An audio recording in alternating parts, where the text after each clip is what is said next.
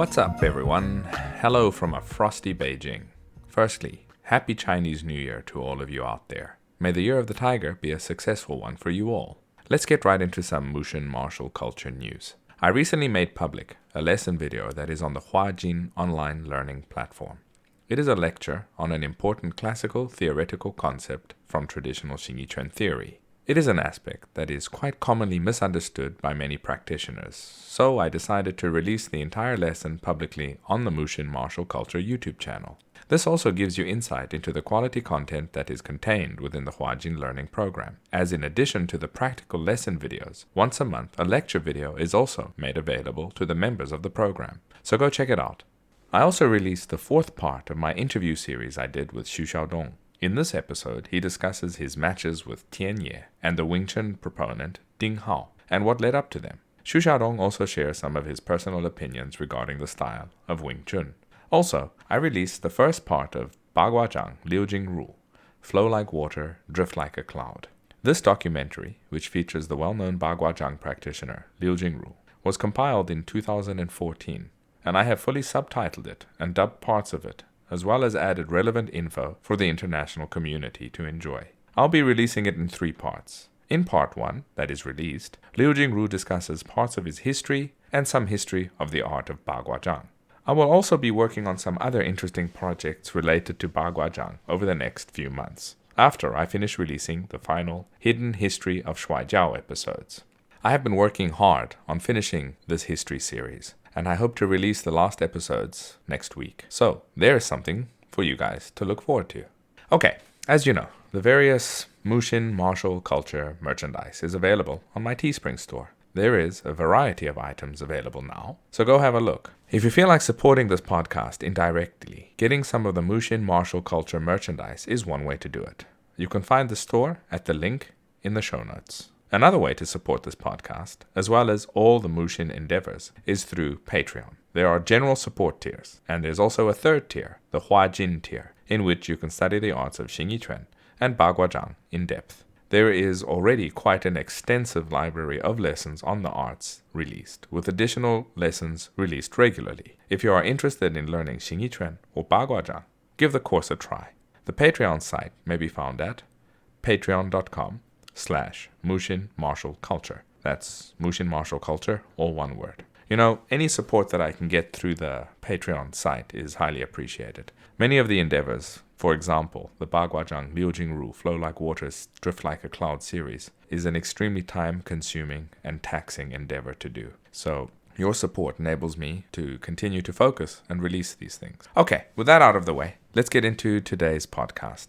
My guest today is Raphael Smith, who also goes by Ralph. He's a friend of mine and lived in Beijing for quite a few years. He is a 5th-generation Song-style Xingyi Quan practitioner under Li Yujie. He also studied Chen-style Taiji Quan through a Korean lineage which came from Hong Junsheng's practice of the art, as well as other arts such as Chinese Shuai Jiao and sport combat-related practices. Ralph has an extremely interesting history, with much experience in the arts, in training and competing. He is the co-founder of his school, named Jing Wu Pai, and as of a few months ago, returned to the United States with his lovely family, where he is now beginning to teach, promote, and develop the arts there. I have put his various contact details in the show description. Well, with that out the way, I give you Raphael Smith.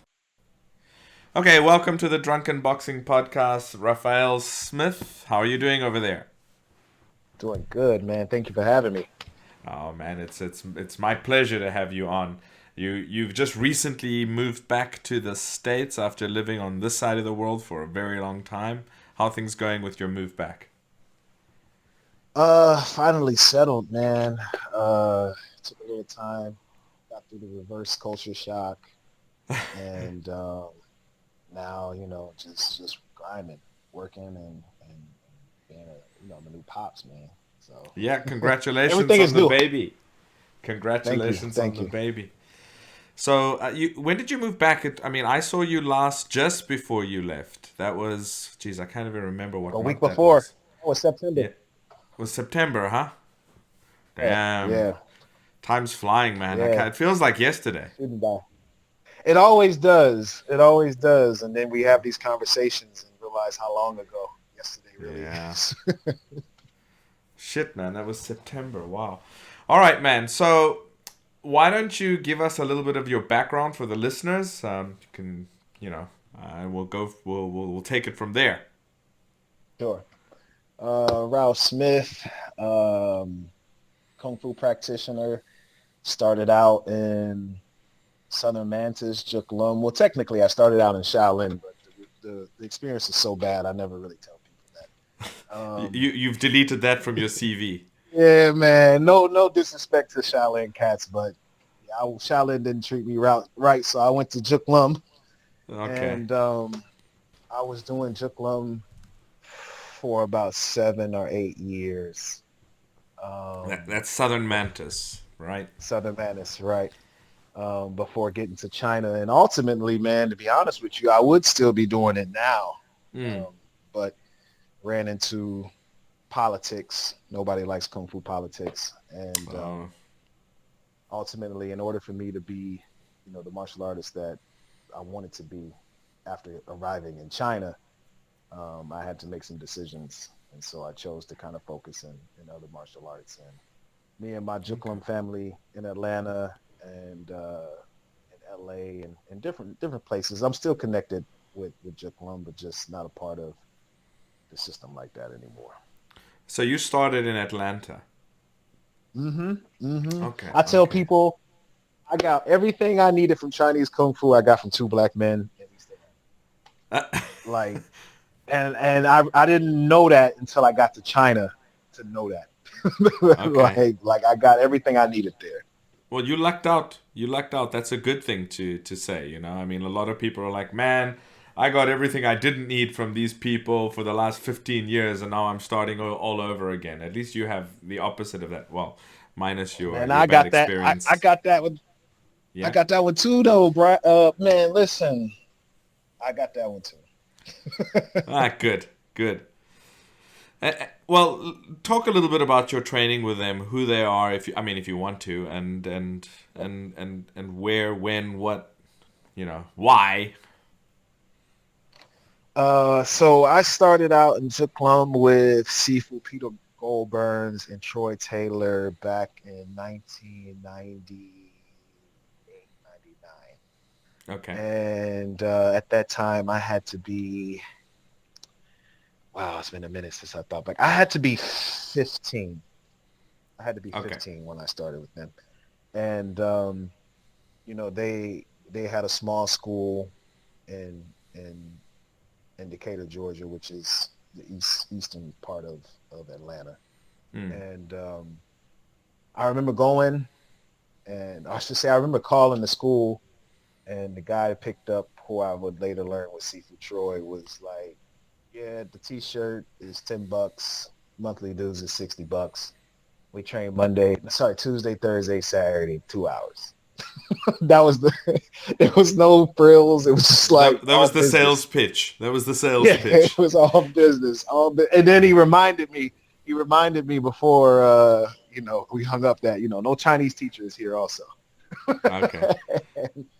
I guess and he gets that. I'm sure then that's what he was getting a lot, which is kind of sad, but it's kind of right. also, it's kind of, I mean, you can kind of forgive people who don't know what, when they're just getting into Chinese martial arts, that they expect the only people that they're going to learn from are Chinese people, or even that the only people they want to learn from are Chinese people. That's So, exactly what. And they had gotten it so much that it became a part of the spill when you mm, called, because I would later find out that they would talk to people, then they would arrive, and then they'd have the first class, and unbeknown to them, these people are thinking, well, where's the real teacher?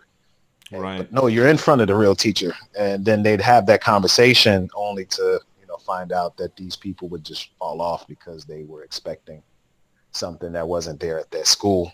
But it certainly wasn't on my mind. But I got Mm, that info, and it's stuck with me. You're yeah. 15 years old, so when you're that young, I hung up the phone thinking, man, he didn't even tell me about the art. He just was like, here's when we train, this is how much it costs, and this is who's not here, right? And to be honest, it made me keep looking other places. Mm, So, I had that initial conversation, but I was still calling other schools only because, I, I wanted to be sold, man. I was impressionable. I was a 15-year-old, so Of I course. wanted to hear some kind of story or something. Of course. Fortunately, the places I was calling, none of the things they were saying over the phone. These are Yellow Pages days, so Ah, you know, okay. you, Oh, right? so So I'm in so the you Yellow weren't Pages. looking specifically for Southern Mantas. You were just like, I want to do No, I Chinese was just martial looking. I wanted arts. to do kung fu, and Okay. what school can I go to in the city? That's exactly the space I was in, Okay. and Okay.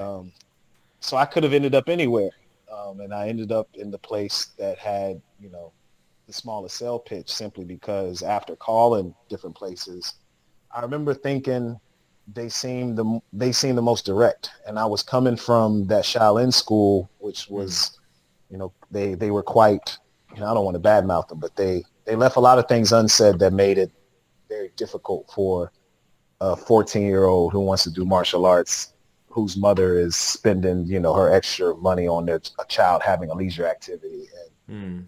if you're from where I'm from at 14, you're lucky to be doing something Right. after school because you should be working. I'm gonna be honest. You should be Yeah. working. And so she was grappling with, giving into something that I had been requesting. And, as their fees went up, it seemed like every other day, she just kind of told me, she said, if you still want to do this, you got to go somewhere I can afford. And it needs to Right. be under $100. And this school was taking, 1,000 to 2,000 every 3 months from her.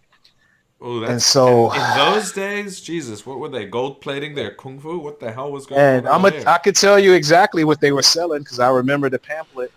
Um, it was a teacher from Taiwan selling. He had been to the Shaolin Temple and had learned, the real Shaolin Kung Fu, and it's Hmm. highly requested. And I bought into it because I chose the school.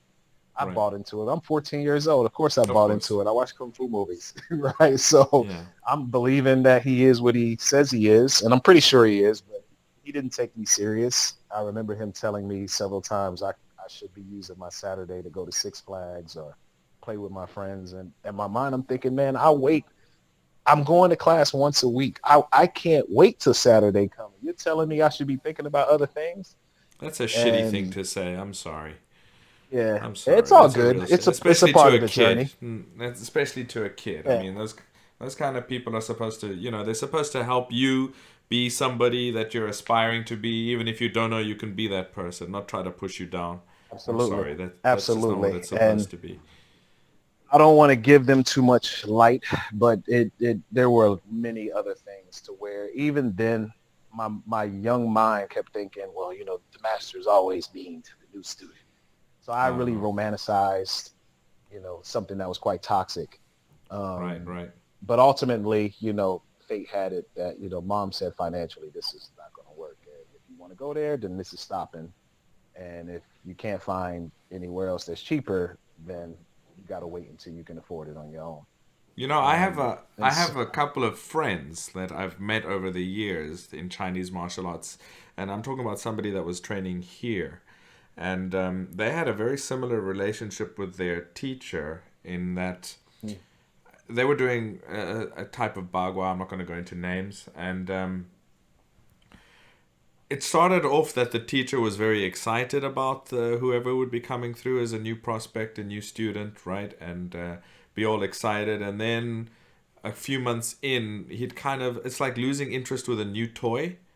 And then after a few months, mm, he'd be like, oh, I'm, don't think you're going to get it. Or start, oh, well, maybe getting frustrated, but also maybe he had expectations that were a little bit too high, or maybe he just didn't have the resilience to teach the way that he needed to teach. But he would be putting the guy down all the time after a few mm. months, and this really affected the guy. It affected the guy so Right. much that he Yeah. was half depressed about it, and then after, it's a type of emotional torture, to be honest. It's abuse, actually. Mhm, At the mhm. end of it, he left the teacher and never wanted to do Chinese martial arts again. So that's the sad part about what happens with that kind of attitude. And I don't think Yeah, it's I don't bad. yeah, I don't think the student is to blame, because even if you get a student who's not naturally gifted or whatever, I mean, that's the point of training. It's to improve yourself. It's like if you've got a guy that can do everything off the bat, he doesn't need training, really. I mean, Right, right. you're a lazy teacher if that's what you think that anybody who doesn't get it first time and is not excelling at it from the beginning. If you think that that's no not worth your time, then you're just a shitty teacher, unfortunately. Right, So, right, right. yeah. I think that's, you know what, you make a good point because, that school, when they originally took me on, man, at 14, I'm big. I'm Yeah. big. And, even when I got to my Jeklum school, I remember telling them I was 15 and everybody was like, what? Like, Yeah, it yeah. was shocking to them. So when they put me in, they had me in the kids class because of my age. And it was like 5-year-olds in there. And it got to a point where I think the instructor of that class was like, that Raphael kid shouldn't be in here. He's too he's too big, right? And Yeah. so he moved me to the adult class. And I don't want to take up too much time talking about all the horrible experiences, but I did want to bring this up. They moved me to the adult class, but treated me as if I wasn't there. Oh, I see. And yeah, you see what I mean? And I would meet people coming in because they had me going once a week under the pretense I needed to get stronger. Hmm. And I remember newer adults coming in and asking me, because we be doing conditioning drills or something, because I'm really serious. I'm going home. I'm really thinking the master is hazing me. Like he's really Right. trying to see if, I'm going to step up. I remember this guy came up to me. He said, man, your forearms are like steel. How long you been training? And I was like, 5 months. He said, you serious? He was like, why don't you come to the other classes? I said, well, he told me I can only come on Saturdays. He's like, for what? As I only been here 2 months. I come to every class. What do you mean every Oh, class? man. There's classes every day. So he took advantage. I realized, I think he took advantage. I was a young kid. They seen my mother was, obviously willing to pay whatever they were asking because I was a young kid who wanted to do this. That's And not I good. didn't even get nowhere near the benefits. So ultimately, my mother wasn't going to keep that up. She probably Well, seen it and just didn't tell me. good that you moved on. So you moved on to looking at other places, and the one that sold you is the one that said t-shirts $10, dues are $60, Yep. and there are no Chinese Mm-hmm. teachers here. There's no Cool. Chinese teacher here, and that stuck with me. I kept thinking, why he talk like that?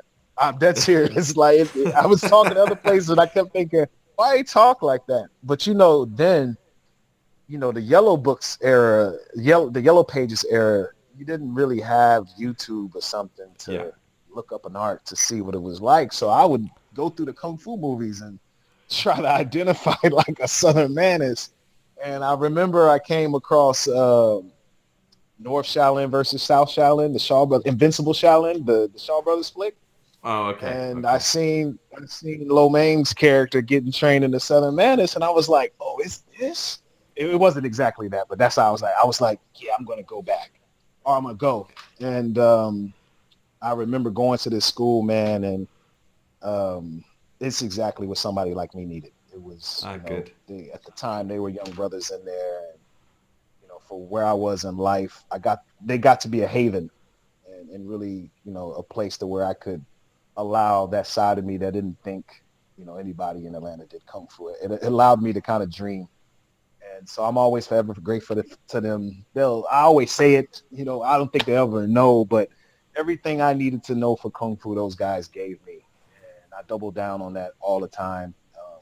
The Atlanta Branch School of CKFA, the Jiklum there is top notch people, real and like really serious, and just the brotherhood is something unrivaled. And so I stayed up Are they until I still couldn't running? stay I no mean, more. does the school, are they still Yeah, teaching? yeah, Oh, yeah, yeah. okay. They're still up in Atlanta. My kung fu brothers who were there before me and the ones who came after me are still training there.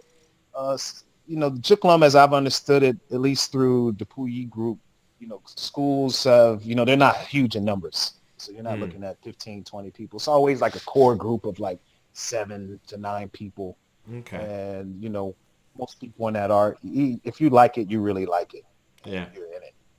It doesn't really take to, I mean, I'm going to be honest, it's an ugly looking art. So it doesn't Yeah, really for take to sure. But I someone mean, who's looking. that's Yeah. that's the other thing that people have this misconception about. Like for me, when I look at like good mechanics, good structure, good principles, good issuing of connected body force, to me that's beautiful to look at. And to other people, it's like, well, that's boring. You know, they want to see people flicking Right, through the air and right, landing. right. But for us, once you know what to look for, you're like, yeah, no, a good bung chuan. Oh, that's beautiful. Yeah, You know. yeah. It's good kung fu there. I haven't in all my time in Juklum. If you meet someone who's been in any of the schools that they had in North America, if they had been around for over a year, they were good. Yeah. Like, and I stand by that today. Like, I never seen, you know how you see people, they've been around and you always like, if we're being honest with ourselves, it's like, you could do a little more. Mm, You should be a little more serious if you right. really want to accomplish, right?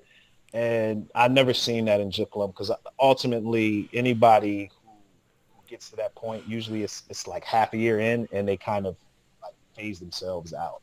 Mm. Um, the good thing is you get a good group of people who are really trained, as we're saying, good mechanics. They understand what they're doing. The bad thing is the numbers are almost always small in those But that's, I groups. think, that's gonna be. I mean, even with my Xingyi training here, the guys that are more serious training with my teacher, it's never been like a big group of people. It's always been a handful of people. You get people that come and go, and they're kind of, they're doing it very in a lay method. You'll see them one week, you won't see them for 3 weeks. But then there's always that core group of about 5 or 6 people that are regular in training. They're putting the effort in at home, and they're coming to see my teacher on the weekends. I'm there more, but I mean they work, so they can't come during the week. But they'll come on the weekends, and you can see that they're putting in the effort even at home, like outside of work hours. And that's never going to be Right. that many people. So it's going to be like a handful of people. So Man, I'm hard.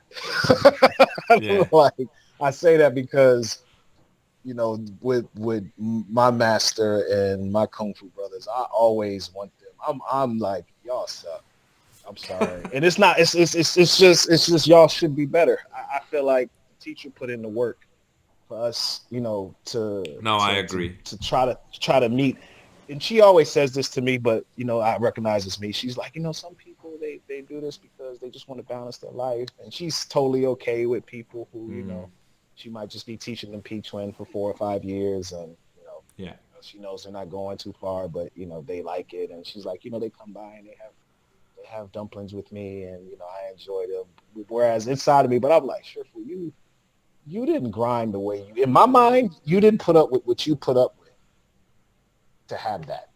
And I know you got that, but if somebody got to say something, I'd rather it be me No, than I hear than you. than you know what I mean? Because it's just like my heart does break sometimes because I'm like, sure, fool, man, you had to go through you a woman can't do Xingyi. You went through all this stuff, and now you got men who we got to be doubly dope. Like, we can't be like less because then it feeds into it, and she'll just kind of laugh. But I recognize in those conversations, I'm a little hard, but Yeah. hey, hey, we're here. Yeah, yeah. So for the most part, man, I was there for about 7, 8 years. Okay. Got to Dalian, China in '05, and What made you go to China? man, opportunity. Um, I knew I wanted to go to China, Mm, but I didn't know how to get there. okay. And like I didn't know how to get there, man. Like when I say I'm from East Atlanta, man, I'm from East Atlanta. I don't know. I don't know. Like I don't know you need a passport. Like I don't know like how to do it. Nobody tells you these things, right? And the idea of doing it seems like fantasy, which it Right. did to a lot of friends and family when I finally got the opportunity. It was like fantasy. But I ended up living in LA, and while out there, I was taking some Mandarin courses, and I approached the professor, and I said, if you ever have any information about studying abroad, I'd like to get it. He was just like, okay, and it seemed like he was just like, okay, whatever, like, cool. Um, and I was kind of waiting around, and nothing came back, so I'm trying to search how to, go to China, and everything that's popping up are these Beijing Hutong apartments that are like 4,000 a month, and No. and 4,000 US, Yeah, I a know. month. Yeah, and I'm like, bro, who goes to China? Like, who can afford this? And I'm not knowing. No part of me is thinking, Chinese people probably post houses in Chinese. The rent, it's Yeah. never occurring in my brain because, like I said, I don't know. And so I was Yeah. ready to kind of write it off as I couldn't afford it. University's money to go out there and study is out my reach. I definitely can't afford a Hutong apartment Yeah, because you everybody lives thought in. you thought Because in my that's mind, where everybody lives. everybody lives in exactly because everyone lives in a Hutong apartment, right? And just when I was ready to be like, yeah, I guess I'm not going to go, the professor pulled me aside after one class and was like, hey, you still interested in studying abroad? I'm like, yeah. He said, what if I told you you can go to China as early as like next month, all Mm. expense paid, plane ticket, your apartment, you do a work study, you could study at a university, work part-time, get a small stipend. I mean, basically you'll be set up. You just got to go. Mm. And I remember looking at him thinking, I'm going to say this. I know it's your podcast. No disrespect to the community, but this is what I was thinking. I was like, man, I ain't gay. Like, I thought he was propositioning me.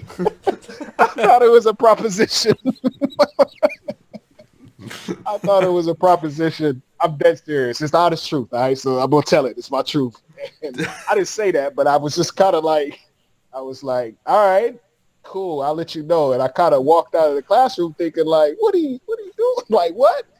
And so when I came back to class, like I think class is like Tuesday, Thursday, Monday, Wednesday, but I came back that week and I asked him, I said, can you give me some more info?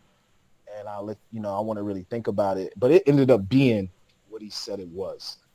And he was just like, you're going to go to a city called Dalian. Do you know it? And I was like, nah, I never heard of it. After that, he gave me all the info. And because I just wanted to end to China thinking, man, if I can bypass this 4,000 US dollars a Um, month, sure, I go. were you thinking And Dalian? yeah, That's just is how far is that to the Beijing Hutongs? bro, it's crazy. It never occurred to me. This is true. I didn't know where this city was on the map. So I couldn't tell you if it was north, south, east, west. Yeah. Like my just thought of this was an opportunity to accomplish something that I wouldn't otherwise be able to do on my own. Just kind of like it overrided everything. It was just like take it and then figure it out when you get there. I Right. literally was like, yo, just go. It's China. I don't care where it's at. Get there and then we'll figure out Yeah, of how to course. navigate, getting to Jiangxi province because I wanted to go do Zheklum in China. Right. Right. So once I got there, I realized I was in Dongbei and Yeah. the worst winter Northeast. storm ever. Yeah. From Yeah. California Yeah. to Dongbei. I must never mind a culture shock, you had a weather shock. Man, from SoCal too, from Los Angeles of all places. I was Yeah. just like ill prepared. I didn't have the clothes for it. I Oh didn't shit. I didn't have anything, bro, but I was in China, so that's all that mattered. What year was this? Yeah, 2005. Okay. October '05. I can tell you when it was. Dalian had apparently the worst winter storm ever recorded when I arrived. So they got the welcoming winter out for you. Man, listen, I thought I knew snow until I arrived in Dalian. Actually, Yeah. my connecting flight was canceled. So I flew into Beijing. Man, imagine this. I don't know. It may have been better for you because I know you had the grasp on the language before arriving, Mm. right? So I arrived in Beijing and they had like the signs telling you to go to your connecting flight, but the sign of my flight just said cancel. Oh And I shit. had no phone number. I had no phone number to anybody. I had just realized I had no contact info Oh on the no. people I was supposed to be meeting. So I'm at this airport. My flight is canceled, and in my mind, I'm thinking, what if they don't show up when I do it? Yeah. like, and luckily, it's just it's a long story. Luckily, when I arrived, apparently they had just been waiting there all night. Ah, okay. Like that, yeah. And they seen me and they had the same worry. They was like, what if like his flight's canceled and he just decides to stay in Beijing because it's easier because it's a bigger city. Like, and I was like, no, I was coming. I said I was gonna definitely make it here and then try to figure out how to get in touch with my professor and find out where you guys were. I wasn't gonna stay in Beijing. Yeah. Plus, you couldn't afford the hutongs, and you thought those were the only Couldn't apartments afford anyway. the hutongs. Man, listen. I got hustled though. They still hustled me. They hustled Really? me. You know those, bro. You know those dudes Yeah. who it's not as bad now, but you know those dudes who stand around the the exit port for Mm. international flights who say taxi, taxi, Yeah, blah yeah. blah. Right? In 2005, these dudes would be dressed up as airport workers, Ah, okay, yeah. and this dude, he caught me. I literally only had like $350 in my pocket. He got me for 300. Shit. He got me for 300. I remember thinking, I thought I was a hustler. How I get hustled, but when the element of not being in a place you're familiar with, Yeah, wanting of some course. help. I mean, they really exploit that. Oh, I'll do it for you. Yeah, it costs this. It costs that. Oh, we changed your flight. It costs that. Oh, we're gonna take you to this hotel. It costs this. Yeah, the hotel cost that. Then by the time he was like, he wanted tip, I looked in my pocket, he seen me pull the 50. I said, no tip. I looked him in his face. He was, no tip. I don't have it. And I stayed up the whole night because I kept thinking, he might come back and rob me because I knew I had just got hustled. So I didn't even sleep. I just sat there staring at the door waiting, like, Oh, no. when they gonna come back. They didn't come back, obviously. This is just me No. going on, American stuff, like how stuff. And I remember getting the dolly in saying, I'll never go back to Beijing. It's funny saying it Yeah, now. that I is was like, funny. I'll never go back to Beijing. But I've had experiences like that too, where you have some negative experience like that, and you associate the place with that. You're like, screw that place. I'll never go there again. So, Dude, it took me 5 years before I seen Beijing again. oh really? Okay. I stayed in Dalian up until 2010, which is around the time I moved to Beijing. I just took the first trip for the interview at the university, the China Okay. Agricultural University, and then moved there. But I literally stuck to it. People would be like, yo, we going to Beijing for the weekend. I take that back. 2009, when I met my teacher, was the first time I went back in. Oh, okay. So when you got to Dalian, were you doing any martial arts while you were there? Yeah, so the first 6 months I didn't. Um, Simply because the experience with the work study wasn't what it. Man, I got hustled. Let me just put it. Let's make a long story short. My first year and some change, I got hustled. Even in your So, work side of things? man, listen, they worked me literally. I'm not rounding up. This is true. I worked 84 hours a week. Oh shit, yeah. Um, I know when for they my do that to people first, here.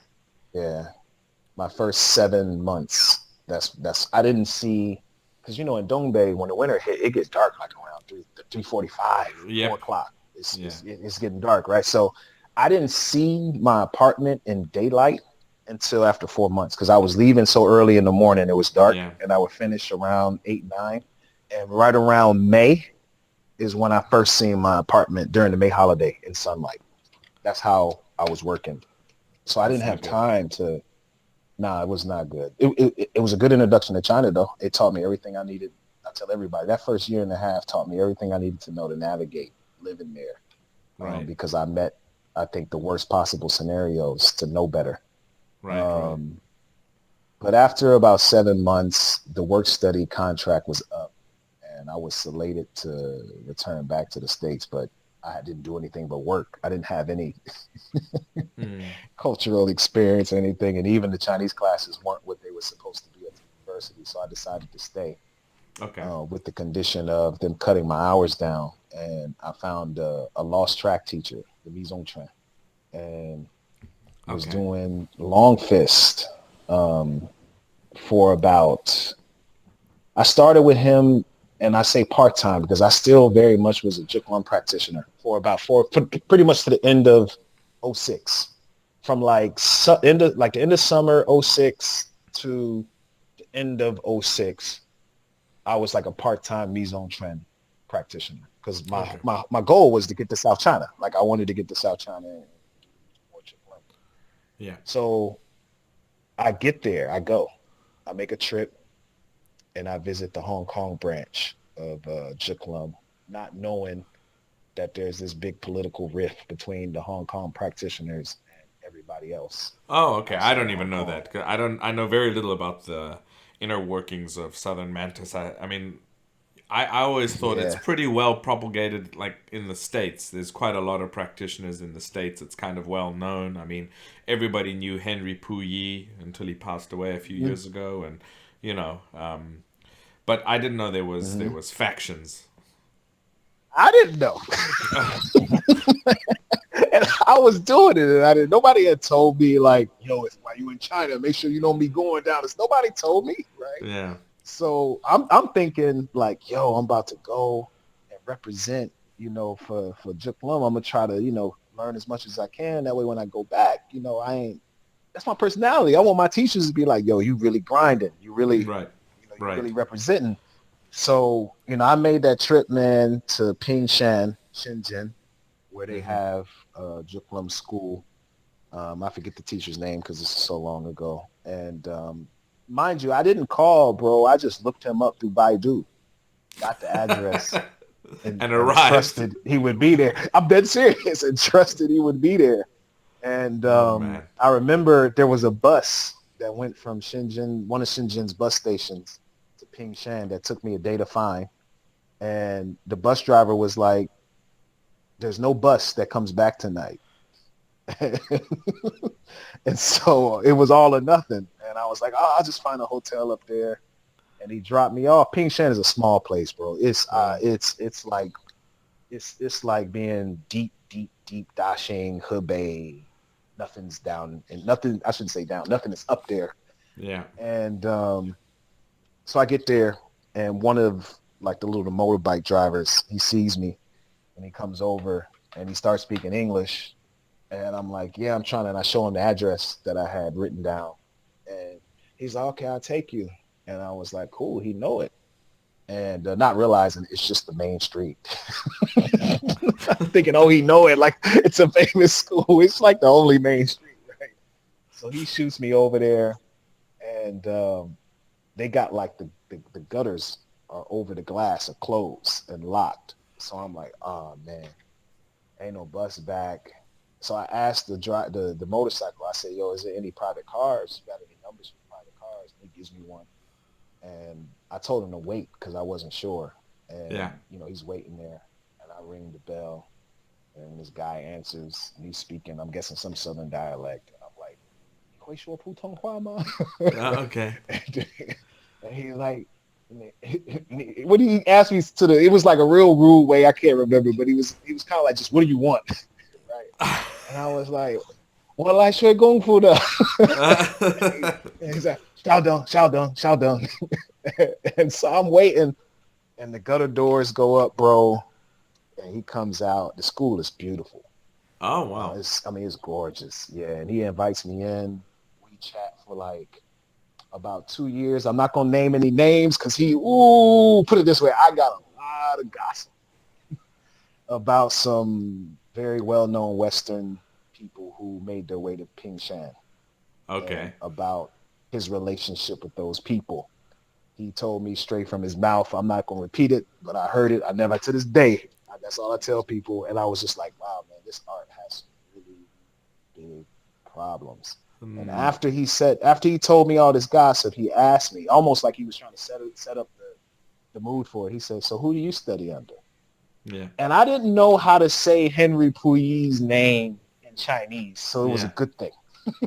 Okay. Right? Okay. I didn't know. You see what I'm saying? Like I didn't know how to say his name in Chinese, and I told him, I said, "I don't know his name in Chinese. I just know his English name." And I did say Henry Puyi, but it didn't register for him, like Right. the name. And he was just like, "All right, if you want to study kung fu, you got to live here at the school." He was like up on the second floor, their dormitories. Uh, Okay. just tell me when you're gonna come, and you can come down. And I was like, bro, this is a true story. I was like, "How much?" He said, "There is no fee." He's like, "If you're gonna study here, you live here. If I need you to do this, if I need you to do something, you have to do it. Like this is how I learned from my father, and this is how I take students."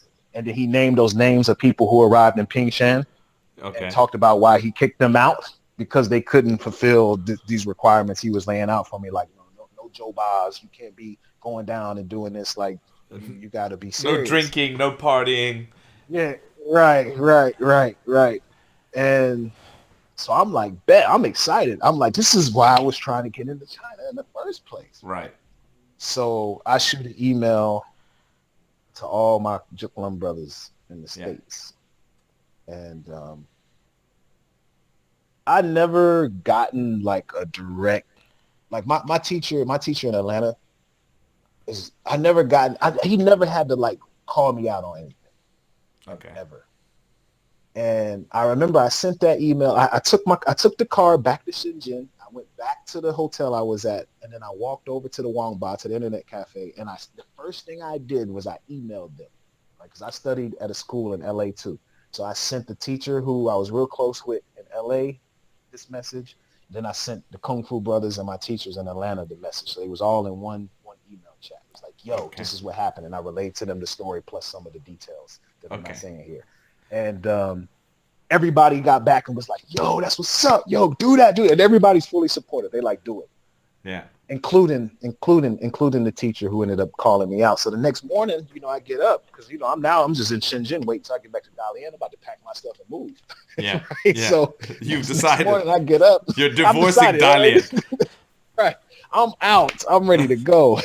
And so I'm just waiting around for my flight. So I'm like, heading over to the internet cafe just to check my email before I go about my day. And I see this message from my teacher. Yeah. And he's like, who all did you share that email with? Yeah. And, I hit him and he hits me back. He's like, well, I'm going to tell you, I got two things to say to you. He was like, as a representative of CKFA, if you decide to study with this teacher, you're no longer affiliated with us. And, oh, really? You're no longer affiliated with us. His teachers, Sifu Yi, kind of made it known because it had gotten to him, bro. Henry Puyi wasn't even in Atlanta. He's in Houston. Yeah, he's in Houston. I didn't even message anybody. Yes, right. I hadn't messaged anybody. I don't know anybody in Houston. You see what I'm saying? I had only messaged the people I know. And somehow it had gotten to him in Houston. And here's my teacher telling me, asking who I told. And my heart is like, well, I know Atlanta ain't say nothing. Yeah. And my teacher in LA, we too close. He wouldn't like before, when I left LA, he treated me to this big dinner. He wouldn't turn around and then throw me under the bus on something that he thought, wasn't cool. Plus he had already hit me back and was like, yo, that's dope. Yeah. So I'm like, he's like, my teacher in Atlanta is like, it got back to Sifu Yi, and he's like, basically, I got to let you know, if you decide to take this opportunity, you're no longer a part of CKFA, nor can you ever be affiliated with us in the future, no matter how it may work out with you and them. Wow. And he was like, but as your teacher, who cares about your journey, I'm going to always be your Sifu, and I support whatever decision you make. So don't worry about that on Oh, that's nice. And in the future, keep everything between the bros in Atlanta. That's exactly what he told me. So now I'm thinking, no, it wasn't my teacher in LA. It wasn't my teacher in LA. And then later I found out it wasn't my teacher in LA. And when I found out who it was, I was just like, wow. Anyway, that long story to say, that's when I gave up Juklum, because I realized, how can I be in Atlanta and then be told not to be, how can I be in China and then be told by people in the States not to engage China in the way I want to engage it? Yeah, I know, that's a bit of a I only wanted to be here to do Kung Fu. Yeah. And now it's like an ultimatum. If you do Kung Fu, you can't be cool with us. But I'm doing this art because I love you guys and the art. Yeah. And, ultimately I got back to Dalian and I literally told my Mizong Chen teacher, I asked him, you're a certified coach? He said, yeah. He showed me his one days and all this other stuff. And I told him, I said, I want to do what you do at your level. I got the time. Right. Right. And that's when I made the transition over to Lost Track. Okay. Chen style, because he did Chen style also, was 2000 into 2006. Yep. Wow. So that was it for Juklam. Yeah. You never actually went to that school down in the south. Never went back, man. I never even followed up. I didn't even bother because the way I seen it, I certainly wasn't going to create any bad relationship between my teachers and my Kung Fu brothers in Atlanta. I love those guys too much. Mm. And, they did a lot for me growing up in Atlanta. Like I said, they were a haven for me. That school was a haven for me, bro. Right. Like literally, they'll never know how much I used to enjoy leaving my part of the city and having them 2 hours Tuesday, Thursday, and Saturday morning. So I wasn't going to do something to, shit on my haven. No, I'd of rather course. just not do the art. Yeah, I was just like, nah, I'm not even going to do it. I'd rather do something else. What is And the? I mean, if you said, if you it's feel still like cool. talking, if you feel like talking about it, what is the bad blood between these two groups? The group in China and I mean, is it It's a wild. yeah? I don't even, I don't think anybody really knows except the people it really is between. Ah, okay. Because, and I say that because when, wow, I think his surname was Mm. Huang.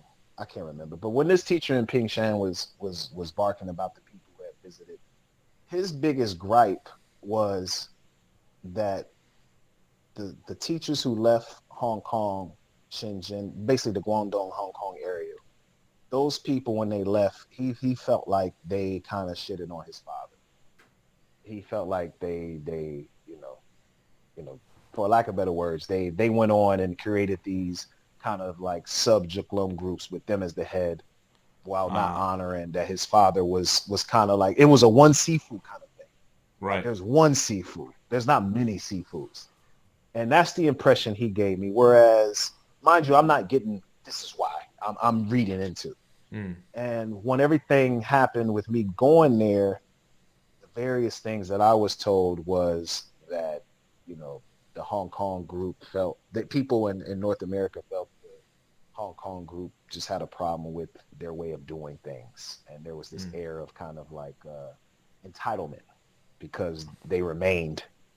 And I don't think that's the play. I think there's probably something very particular that happened that just it keeps getting inherited down the line to where people don't even know. Like when the person actually so-called reported me, he Mm. don't know how deep this problem is to report me. He just inherited something and felt like it was right. Oh, I So he see. was like, "Oh, you see what I mean? He don't know. He don't truly know to where he can go. Man, that's a problem. Because if he really felt that way, he would have just checked me. It'd have been Exactly. that deep. You see what I'm saying? It'd have been so deep he would have just checked me on it. But because he inherited it and he's trying to, abide by, whatever the culture is of this conflict, he essentially circumvented just coming to me directly and went to Puyi, and now Puyi has got to go and tell my teacher. Now he knows me. He knows, though he met me once as a teenager. Mm. Now he knows me by name as this guy who went to Hong Kong. And what is he doing out there? Right. Right. And so I don't think nobody truly knows. And it's at a point now that the old masters are kind of past and this new generation is up. It seems like it's dead. Yeah, that's Like that's interesting. suddenly the conflict is gone. You know, the immediate thing that Everybody's came all buddy buddy. the immediate thing that came to mind with me is that this problem probably either most likely stemmed from one or two places or both. As is always, it's either money or women. It's probably something to do with that. You know, somebody did something that didn't cut somebody else in, or took some money that he thinks that he shouldn't have taken in with regards to whatever they were doing, or somebody got somebody's girl or some shit like that. It's usually something like that, and then it Yeah. becomes a whole entrenched thing over generations until those people are gone, and then like, oh, the problem's gone. So yeah. Suddenly it don't exist no more. I see everybody in these Southern Manners groups who back in this time when I made this trip, supposedly we can't be talking to each other, but now everybody's best friends. You see how crazy that is? Yeah, that is crazy. Like, and so I was just like, you know what? It couldn't have been that real because if I got funk with you, I got funk with you. Yeah, I don't need my students or my kung fu brothers to have that with you. I got that with you. right. And by no means do I want anybody associated with me trying to inherit that. But the fact that that happened, that's what makes me go like, you took on something. You don't even know what you took it on just by association. Right. That's it. Right. Just by association. And Oh so well. now, it's in the past and I'm grateful because, the people I care about are still in my life, Good. which was number one when I made that decision. And, if I'm going to be honest, I probably wouldn't be where I am in martial arts today had I not made the decision. Right. So I'm cool with it. Yeah. Yeah. So then you started training seriously with a guy in Dalian with Mi Zong and Chen style Taiji. Mm-hmm. Mm-hmm. And that must And have been then quite a he did. big. I mean, that's very different to Juklam. I mean, straight off the bat. Yeah, I had to. I wasn't flexible. Um, I didn't understand my range of motion from my height. Yeah. Coming from a Southern Fist, a short range art, I had gotten used to. I had body mechanics based on that, and so to go to Lost Track, and the style of Lost Track I was doing, it's particular to Dongbei area, so it has elements of Pigua Mm. and northern. It's got other elements in it. It's. I mean, I don't want to say real long fist art, but it's a essential, quintessential long fist art. Mm. And so I'm doing things that was quite foreign to my body mechanics, but it was good. It opened me up to a lot of ranges that I wasn't familiar with. Yeah. And the Chen style, ultimately gave me an introduction to Tai Chi that I wouldn't have otherwise had. And Yeah. so it was cool. It was a good. I think it was a good transition. I needed it as far as just being an athlete and a martial artist. Well, that's It was good. certainly needed. How different? I mean, have you seen the commonly practiced what they call Mizong Lohan? That's in the Mm-hmm. West. That came through. A lot of it came out of Hong Kong and the Chinwu Association in Hong Kong into the West. Mm-hmm. Is there any similarity to what you were practicing? No, you know what it would be more. The Mizong trend I was doing was more similar to the Yanqing trend out of Shandong. Okay, I see. And if you see, like, if you did a side by side comparison of some of the forms, you could see the shared, like 70% shared motion. Whereas that Mizong Lohan out of the Jing Wu, man, I would look at that stuff when I first started Mizong trend and be like, am I really doing? Because YouTube is God, right? Mm. Am I Mm. really am I really doing Mizong trend? Right? Right, right. And only to realize that, the version I was looking at wasn't particularly the version that I was doing. And, oh, lo and behold, there are a few different versions of Mizong trend. Yeah. Um, and it was cool. To be quite honest, to that particular time, as much as I liked it, it didn't speak to me. Mm. I think it spoke more to, if I'm being a bit vulnerable, the heartbreak of Juklum. Like Oh, I see what you mean. there was It the was your realization I'm not doing Juklum. it was your A rebound rebound style. with my rebound style, and to be quite fair, it was good. It was a good rebound style, but both Mizong and Juklum wasn't something that I chose because it spoke to something inside of me. It was something I chose because of proximity, Right. and and ultimately, I think that's why I didn't, at least on the Mizong side, I didn't really go as in depth with it as I could have, or as I did, when I finally got into Xingyi. Right. But I think the basics that you learned there probably helped you a little bit. They, so my teacher, he certainly was a Mizong trend practitioner Yeah. as a base who had gotten into Chen style. And I think because of, him being a full-time teacher and seeing his well-being being supported more by Chen style, defaulted to doing more Chen Tai Chi Ah. than the Mizong trend. But in Dalian, like, his teacher was there. He was highly respected because he was like Yao Ning's only eighth Duan or something like that. So he was Ah. the person who everybody kind of wanted to be around and see and take pictures. And with him being one of like those first round of disciples, he was in this kind of core group, but he had kind of moved away from it. So what ended up happening when I started competing, it was his Kung Fu brother, his classmate, who would be teaching me Okay. because he'd be giving Chen style classes. And Coach Leo, who I lost contact with this dude, man. I wish I still had his contact information. This OG here, Hmm. he to answer he allowed me to see what I could really be if I were serious about me zone training. Like, Ah. he really, like, the way because he didn't care about Tai Chi. All he did was me zone. Oh, And so, okay. or any other art. He just Mizong was his thing. So I could see like, man, Master Yan is cool and all. He's cool. He's got it. But his kung fu brother, you could see that Mizong in him. And he was when he moved, he was light, and when he was in deep stance, he was powerful. I see. And I never really, and I never really acquired that level, so I never claimed to have even gotten enough Mizong Chun. That makes sense to you? Because Right. Yeah. that's what I'm looking at. I'm looking at that and going, I never was even a speck of dust on his surface to even say I was dope in Mizong. When I Wow. could see his students who did things that I couldn't possibly do at that time. Well, that's good. I mean, that's So if showing I'm you being like the fair, man, art I is was just the art was in his blood and bones. certainly.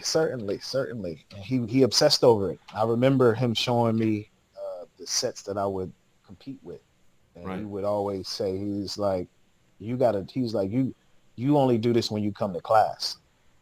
I do Yeah. this everywhere, and I was Wow. just like, all right,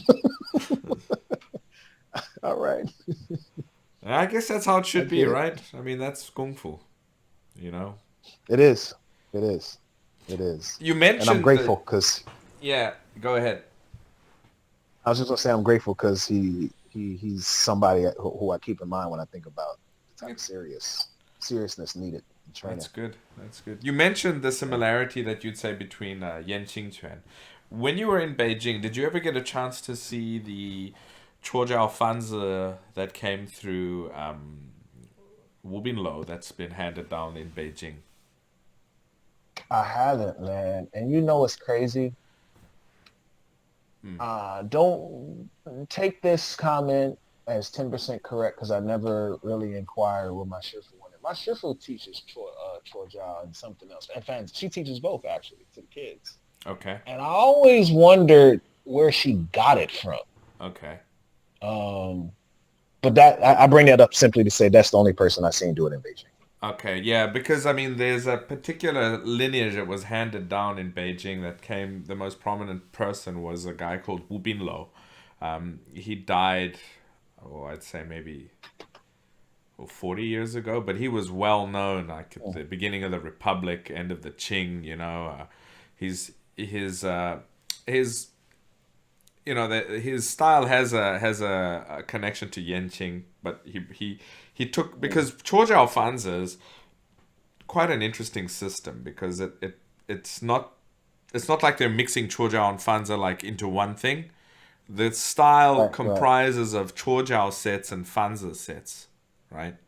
And it's a Okay. systemized way of teaching them. But the Chuojiao is the Chuojiao and the Fanzi is the Fanzi, and you do both. And there's a sequence in that you learn. It's a huge system, lots of weapons, lots Hmm. of hand forms, lots of forms in general. But the guy who brought it and really systemized it and made it popular is Wu Binlo. And yeah, so it's if you see a lot of the traditional practices here, because there is the sport Chuojiao and there is the sport funds, and they're kind of pulled out of that, and they are kind of popular in the kind of sport wushu realm. But if you're in Beijing and you can find some of the guys that learned through the Wu Binlo lineage, it's quite interesting to see. My teacher learned a little bit, but much later on in his life, because his Xingyi teacher introduced him Word. to Wu Binlo. Yeah, so he didn't go through the whole Right. system, but he learned quite a bit of it. Because for him it was like he'd done Xingyi with his teacher for so long, and he's like he'd like to learn how to use his legs a little bit more as well. So his teacher was like, "Well, I'll take you to Wu Binlo." And my teacher recounts this Hmm. story to me, like about when his teacher took him to meet Wu Binlo, and Hmm. he said we'll eat lunch together. So my teacher, back in those days, no money. My teacher's like, he's a poor person anyway. Was a poor person. We're Right. talking about just over after the hard times here in China, and they've got meal tickets and little things like that, like a 50 cent little. Hmm. And my teacher took this and bought what he could buy to put on the table at the restaurant. He even tells me, my teacher's so meticulous. He keeps a diary his whole life, so he even remembers what Hmm. he ordered. What they Hmm. ate, like there was this, and I remember him saying that he also ordered a piece of like basically sponge cake. That was special back then. And his teacher was there, his Xingyi teacher Xiaodong, his shifu from for his whole life basically, from a young age, who taught him Xingyi Quan, introduces him and talks to Wu Binlo and is like telling him, my student, because they were good friends. He's like, my student wants to learn with you and blah blah blah, and if you'll accept to study, the way it has to be done back in those days. Your teacher will take you to introduce you formally. And he told me that at the restaurant, like halfway through, when Wu Binlo agreed to teach him, my teacher, my Zhao Zhong, my teacher Shufu, told my teacher, okay, so get on your knees and koto. You're now gonna learn with him. He's also gonna It's be like that. Yeah. yeah. So they used to tell me, my teacher used to tell me that like Wu Binlo, they used to train in those days in the front portion of the Forbidden City, and you could do that back then, and very early in the morning, and my teacher would ride a bicycle before work, to where to the Forbidden City from Haidian. This like, think about this. Wow. This is Wow. yeah. We think we got it hard because we got to catch a bus and a fucking subway, and it takes an hour. And here are these guys going from the other side of Beijing to the other side of Beijing on a bicycle before work. And That's a special event. Yeah, That's like a special bike ride event through the city. exactly. So he used to get up early, and this was a daily thing. It's not like, and I remember him telling me that like he would arrive there, and every time he'd get there, he'd try to be there. Like if they said they're gonna be training at what time early in the morning, like 7 or whatever, he'd try to be there 15 minutes or 20 minutes early, because you want to be there. The traditional Chinese way is you want to be there before the teacher arrives. You don't want the teacher to arrive and be waiting for you. You want to arrive before the teacher arrives. And he told me that he used to go, and every time he'd get there, he'd arrive, and Wu Binlo was there already training, as if he's been there for a while. And it doesn't matter how early it is, And he told me that he remembers the one day he's like, you know what, I'm going to be here before the teacher. He got up and he arrived before the sun even came up. And he thought he was there before the teacher until he heard pa-pow, pa-pow, pa-pow behind him, and his teacher's throwing kicks. And this is the generation. This is the generation that's gone. I mean, those people. And my teacher, he's also one of the older generations. They're going as well. I mean, I was at a Baishe ceremony for one of my older Bagua brothers, and my teacher's still in Australia, stuck there with all of this, with his daughter, and he was one of the first of Li Ziming's 8 first disciples, and 2 others were there. My uncle, Zhao Daiyuan, and Wang Tong were there at the Baishe ceremony. That one of Zhao Daiyuan's students, who's my older brother, was accepting students.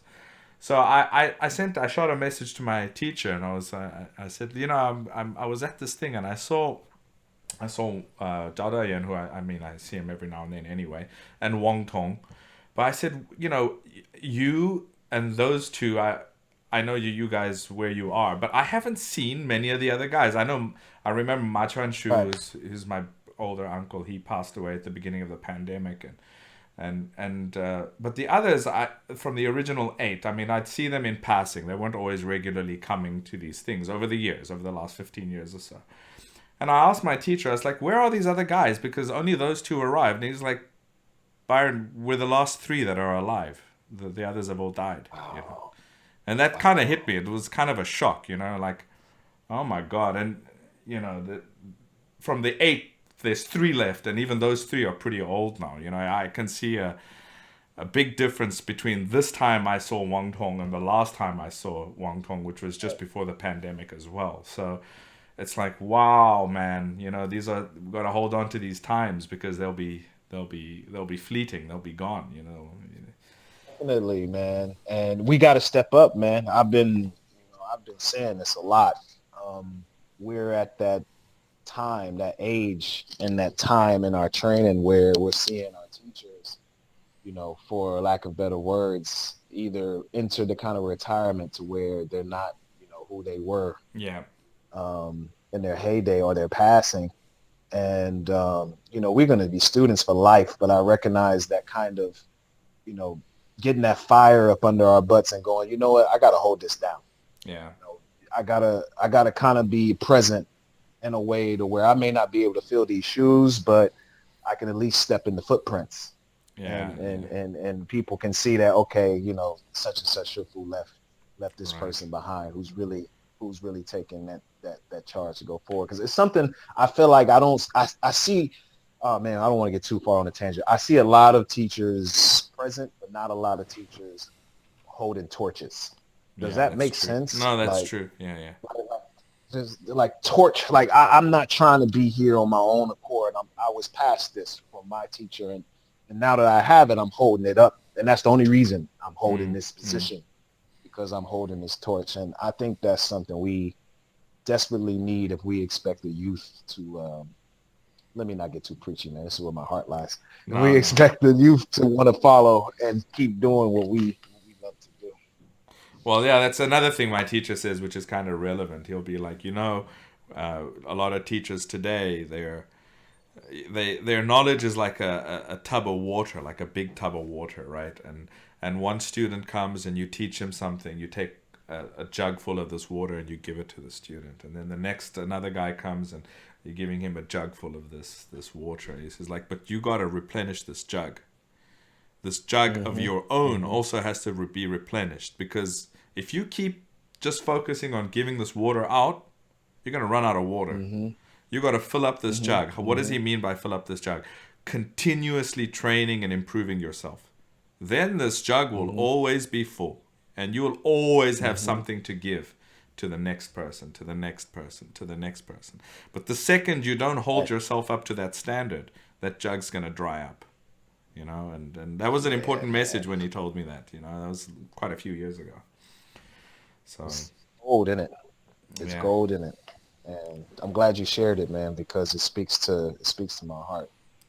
Yeah, yeah. Well, anyway, we went off at a tangent. So we were on your Yeah. teacher with Mizong, who introduced you to Lohan. Mizong, and he introduced you to Chen Taiji as well. So let's carry on from there. Well, let's do it. Yeah. So yeah, I mean that was it really. he, he did his thing. Um, man, I wish the story with him ended well. So I unfortunately, man, went through a series of heartbreaking experiences with teachers Hmm. after arriving in China, and me and Yan Lao Shi didn't end well. So I was with him from '06 until I wasn't, Hmm. which was 2009, 2010ish. And so Beijing Olympics came, bro, and I got kicked out. I was on that F visa that they discontinued. Oh shit. And yeah, so the hustle then was, if you were trying to do martial arts full time while making a little coin teaching English, you just shoot over to one of those language schools, pay you a little, 200-300 RMB to one of those agents, Yeah, and they get you and a they visa. put a little F visa. Yeah, man, it's easy. That way now you're not tied anywhere. You can move how you want to move, and it's a nice bargaining chip when you don't want to be in a contract teaching English. You just want to be able to make enough to, in my case, pay kung fu dues. Yeah. So, and that wasn't that much. And so Mm. when the Beijing Olympics were coming in, it's like they had like a concerted effort to not only cancel that visa type, but if you were on it, I remember them knocking on my door and saying, which I did. I had like 2 weeks before that visa would expire, but what they said was, you have 2 weeks to leave the country. And I was like, what? And I was kind of confused, because I'm thinking, well, what do you mean 2 weeks to leave the country? What if I get another visa? And Mm. he was like, the only choice you have if you don't leave in 2 weeks is to go to the visa office, and they'll give you a 15-day extension on a tourist visa. So no matter what, they're canceling that F visa. Right. They're going to give me a 15-day tourist visa. And then on that tourist visa, I could renew it by leaving the country until the policy changed back. But here's the play. Because I was on the F visa, they had it documented that I couldn't even go to like another visa type, like Z visa or Yeah. student visa. It was like they knew, if you've been on this type, you ain't really been here for anything but whatever you here for. Yeah. And so for, basically I had to go, man. They extended me 15 days and I had a month to pack my stuff and go. Anyway, I share that because I left, and then after about 9 months of I spent 6 in Japan and a few months here back in the States. And then my teacher is like, I go back to Dalian to visit. It was only supposed to be like a little month trip. Now I'm gonna go back. And he's like, let's open the school together. I'm like, stop. And never in my right mind did I think I'd be opening a Kung Fu school in China. Like, stop, right? And so I'm like, yeah. And he's like, don't even trip. He's like, if you can put like 10%, that's enough. Like, you ain't even gotta, I'm not looking for somebody to go half or go, like basically 10% is enough. And so that was something doable. We opened this school, and I'm going to cut past all the details and say it didn't work out the way I think he envisioned it. Oh. And there were more, originally the idea was I teach the foreigners and he teach everyone else. Right. Because he didn't speak any English. The problem was everyone else didn't show up and the foreigners did. Oh, and shit. Then that's going on, and our neighbors are like, hey, your student is pretty popular. Oh, I see. It's not looking really good, right? So then he came to me, and for lack of better words, he's lack of explanation, he took on taking over my class of the expats. Right. And the expats weren't too happy about it because most of them were having class with me because they couldn't speak Chinese. Of course. Dalian has like a Silicon Valley. They have like HP out there. They got all these tech companies, and a lot of the people working there, they're there because of work, and this is a cool opportunity to do something in China without having to, go out and learn the language first. Right. And I remember them telling me as a group, they were like, I'm not paying to come to a class I can't understand. And, I try my best to sell it to him. It's like, the master wants to teach you. It's the master. Yeah. I kept throwing the M word at him. Right. And it was enough to get them to go. But, it was a horrible class. From when it got reported back to me, they spent most of their time trying to figure out what he was saying. Oh, no. And, I think he kind of assumed everybody would be like me and a few other foreigners who came to them who were just so passionate about Kung Fu. Well, listen to blah, blah, blah, blah, blah, blah, blah, blah, blah, and you just try. You don't care. Kind of try. Yeah, you try. We don't care. We study in the Chinese, and we just know at some point I'm going to know enough to understand you. But as of right now, please give me some body language so I can understand what you're talking about. But they were not that group. If they were, they would be taking language lessons instead of trying to do Kung Fu with someone who speaks English. So they all stopped coming, and I remember he said to me, what happened to him? And I said, a lot of them said that they had a hard time just communicating. And he was like, but you don't have a hard time. And I was like, yeah, some people are different. And he made this remark. He said, you must have said something to them. Oh, no. And I was like, it was that, and this was the beginning, kind of the end. And so at that point, I can't reopen the next class, because that was kind of weird. Yeah. Right? If I turn around and now I'm back, right? So, I asked him, I said, where do you need me to be of service and teaching? He said, why don't you teach the kids? And we'll just wait for others to come. And Byron, you know what happened? The kids came and nobody else came. Oh, no. Here we go again. And so it's a double-edged sword. The parents of these Chinese kids see an opportunity for their kid to practice more English. Of course. With the American who does Kung Fu. So they're quick to sign up. And then, a few of my friends who have kids, they're like, yeah, I'll throw them in there. And so then he takes over that class. And actually, it's fine. For the most part, when he takes it over, nobody enrolls. But now we have this kind of awkward relationship. And it gets compounded by the fact that at this point, I was more Chen style based with him, because that's where his passions lie, and I'm trying to follow his footsteps, right? So I had kind of put Li Yujie on the side, and I'm doing more Chen style. And I was requesting him to teach me the Pao Chui, the Arlu form, the Lao Jia Arlu. Yeah. And he kept putting me off, bro. And so I shot over to the Xinhua bookstore. This is back in the DVD. That's when I seen your teacher too, actually. Around the same areas when I bought your teacher's DVD.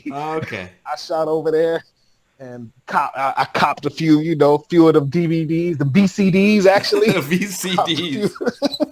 That's what they were. You know what I'm talking about. Yeah. I still have them. Right? I don't have anything to put them in, but I still got the VCDs. I don't have a CD drive at home anymore. Them joints was cheap too, man. It was like $5 RMB or something, so I'd load up, right?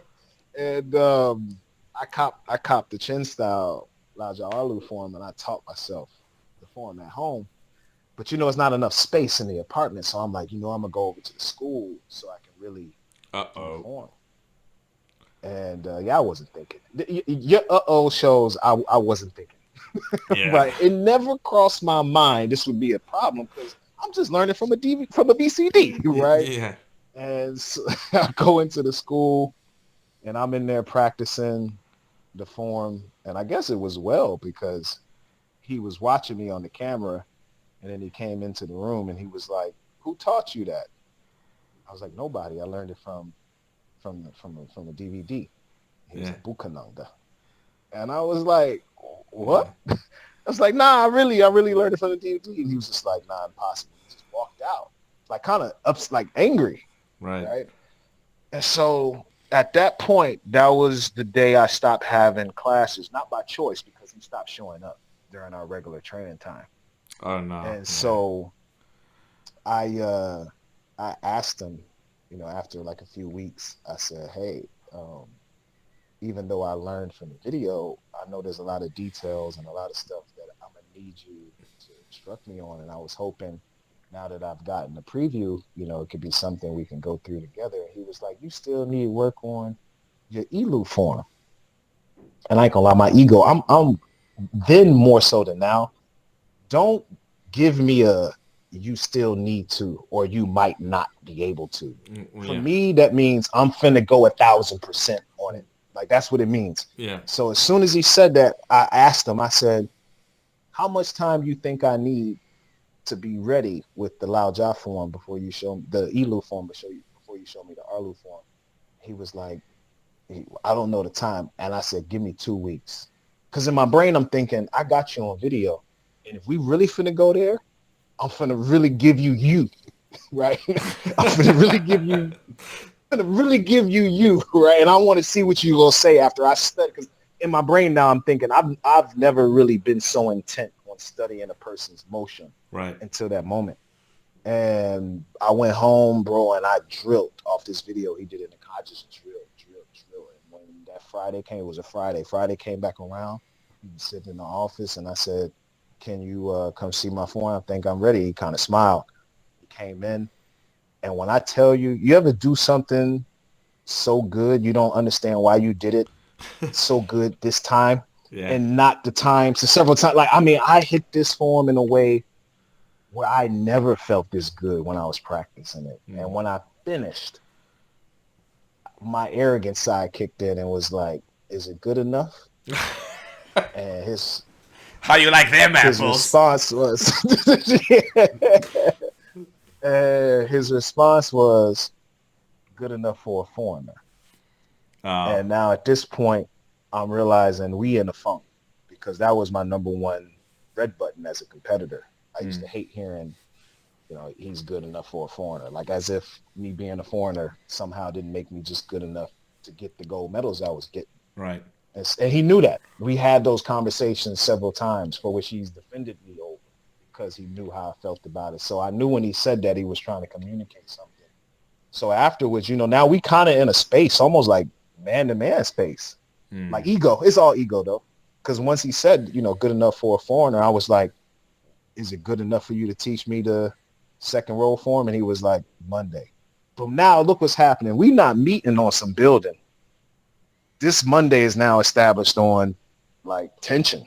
Oh. And you know what I'm saying? So when I show up to the Monday, class, you know, in the Chen style, Ilu and the Arlu form, the opening is exactly the same. Yeah. Why he make the Monday class? Why the Monday class was just the opening I had already knew from the I see. He was like, yeah, that's enough. And I'm like, hold up, I already know this. He's all like something along the lines of, you know, we got to take it slow. You need details. And I'm sitting here thinking, but you know, I already studied the form. You supposed to be giving me the details. Right. And so he bounces out. He don't even hang around the school. I mean, this was literally, he showed up for 15 minutes to show me that. Then he bounced. So he made his point. He made his point clear. I'm still not showing you, right? And so I'm talking to a Kung Fu brother at that time. And I'm like, bro, you know, this is what's going on. He's like, he's training. He's a Kung Fu brother. And we share this teacher together. He's like, he said, man, you should take a break. And I'm like, but dog, we got the Dalian City competition coming up. And, you know, I still need, like, he's like, man, just trust me. Some time apart, y'all be back to where you were in no time. So I take his advice. And the city competition comes up. I go over to the school. And I'm like, yeah, not sure you going to come? You coming? He's like, nah, I got some stuff to do here. And I'm like, it's all good. You know, I'll show up, one-man show. I mean, it's just the city competition, right? Nah, I'm lying. Bro, I need him there. You see what I'm saying? Like that small city like Dalian, the Wushu community is pretty tight. Like, so if you don't show up to represent with some kind of crew, you do feel kind of like odd man out because everybody knows you're not there with your teacher or any classmates. And that's exactly how it was, bro. I showed up and everybody's like, yo, where's so-and-so? Where's so-and-so? Why is so-and-so not here? That's the whole thing. That's the one conversation I'm having over this whole weekend. I rock out. I give my medals. Luckily, the homies are there to take photos for me. And Sunday, I come back, and now we get into where pretty much our relationship is. That Sunday, the competition is over. I'm trying to come back and be like, yo, check it out. I represented for the school. And he's there. Some of my classmates there. And they're trying on shirts, which are official school shirts. Yeah. And I don't have one. Uh-oh. And so not only were none of you here for the competition, you're actually over here trying on official gear, and it ain't nothing for me. So I'm like, all right, let me take another month off. And during that month, actually, is when I went and seen who's now my shifu. I went to Beijing for the first time. Oh, okay. And yeah, because at this point, I'm choosing the art. I'm in a place where I'm like, yo, I'm tired of, you know, showing up in these arts and, yo, they cool, but, yeah, I think, you know, I want to kind of do Xingyi Xingyi is the one art, when I seen it, my heart literally raced. Right. Like, I literally was like, yo, that's the shit, right? Like, I was into it. And so, you know, I'm looking for Xingyi people in Dongbei, and it was kind of hard to find. And again, YouTube is not kind of the default thing yet for you to just, you know, and even Yoku and all that stuff still wasn't default like that. And so I found her on, what's that blog? The Weibo Asina. Oh, okay, yeah. Blog. Yeah, I found her blog page and shot down there during my month off. And when I got back, went to the school doing a photo shoot for Kung Fu Mag. It's like 10 o'clock at night. I know he's not going to be there. I haven't seen him in a month. And he pulls up real late. I'm like, damn, what he doing here? He never here at this time. And he's waiting in the office, and, you know, some homies are, you know, helping me shoot the photos. And they like, all right, yo, thanks. And I tell them thanks. They're like, all right, yeah, thanks for the dinner and everything. See you tomorrow. They leave. And I come and I say, you know, hey, how Joe was you? And he's like, yeah, it's a long time. He said, before you go, leave your keys. Oh, shit. I was like, okay. And he said, don't worry about the money. I'll give it back to you. And I was like, all right. I just changed my clothes, put the keys on his desk. I wasn't even thinking about the money, actually. I was just kind of in shock. Like, of course.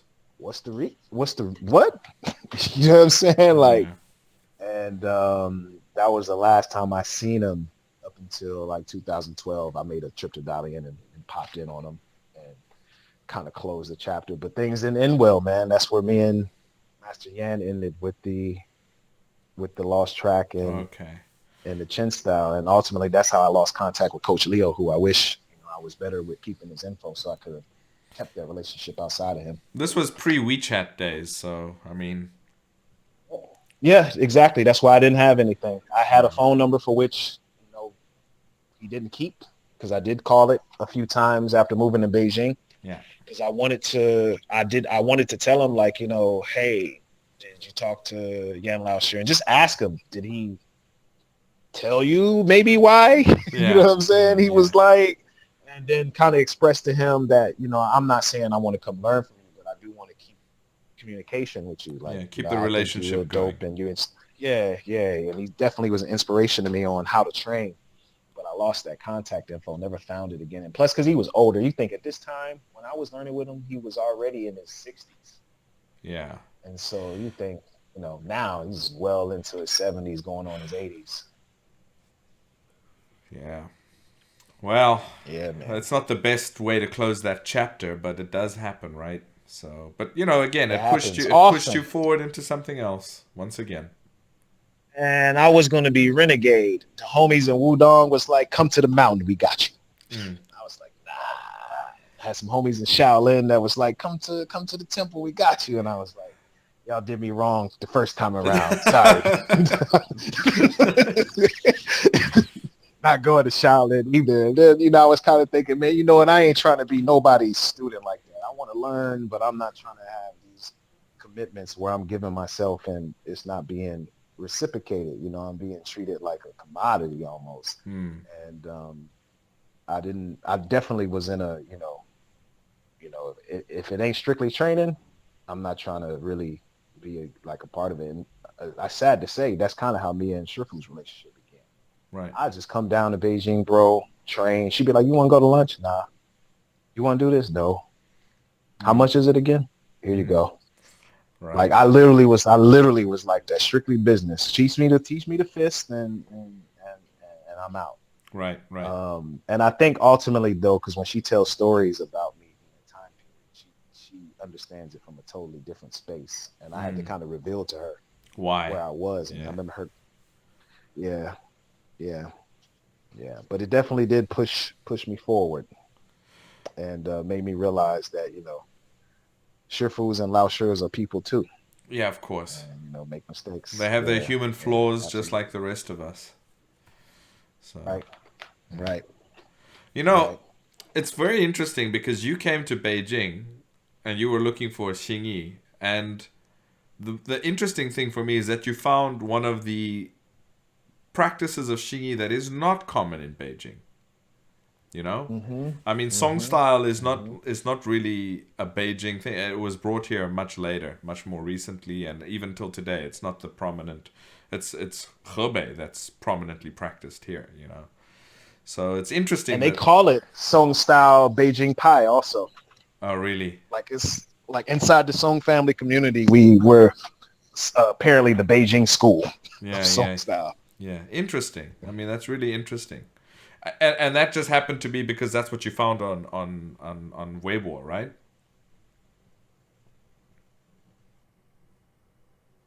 Did I lose you? I told you this partially. Oh, your teacher actually. you broke up. You broke up for a second. I had the VCD. Ah. Oh, sorry. I said I was trying to find your teacher. I was trying to find your teacher. Oh, okay. And what happened was. So my initial introduction to Xingyi was a teacher in Fremont, California. So during that little bit of time that I was back here because I was kicked out in the Olympics, I was doing one-on-one classes with a guy called He Tao out of Fremont, California. Okay. But he was the first time I practiced it. The first time I seen it was your teacher on VCD. Okay. And I remember watching it, going, "Yo, the way he coming forward, I'm getting goosebumps now. The way he coming forward, bro. If man, what? Like it spoke to me. Like I felt like that was. I remember feeling like that looks like my personality. Like well, it's true. It's true serious. what you're saying. It's true. It sings to a certain type of personality. That's why I kind of wonder, did Xingyi give me this personality or did my personality give me Xingyi? I'm still trying to figure that out. I know for a fact I was attracted to Xingyi based on the kind of person I am. Like I know, like that's why it got me excited. It was like I seen myself in a movement art. And the way I always describe it to people, I say what I seen was the art seems very unassuming. Like when it starts, what's this? It's nothing flashy, pizzazz. It looks real simplistic, and then suddenly, it's like, oh.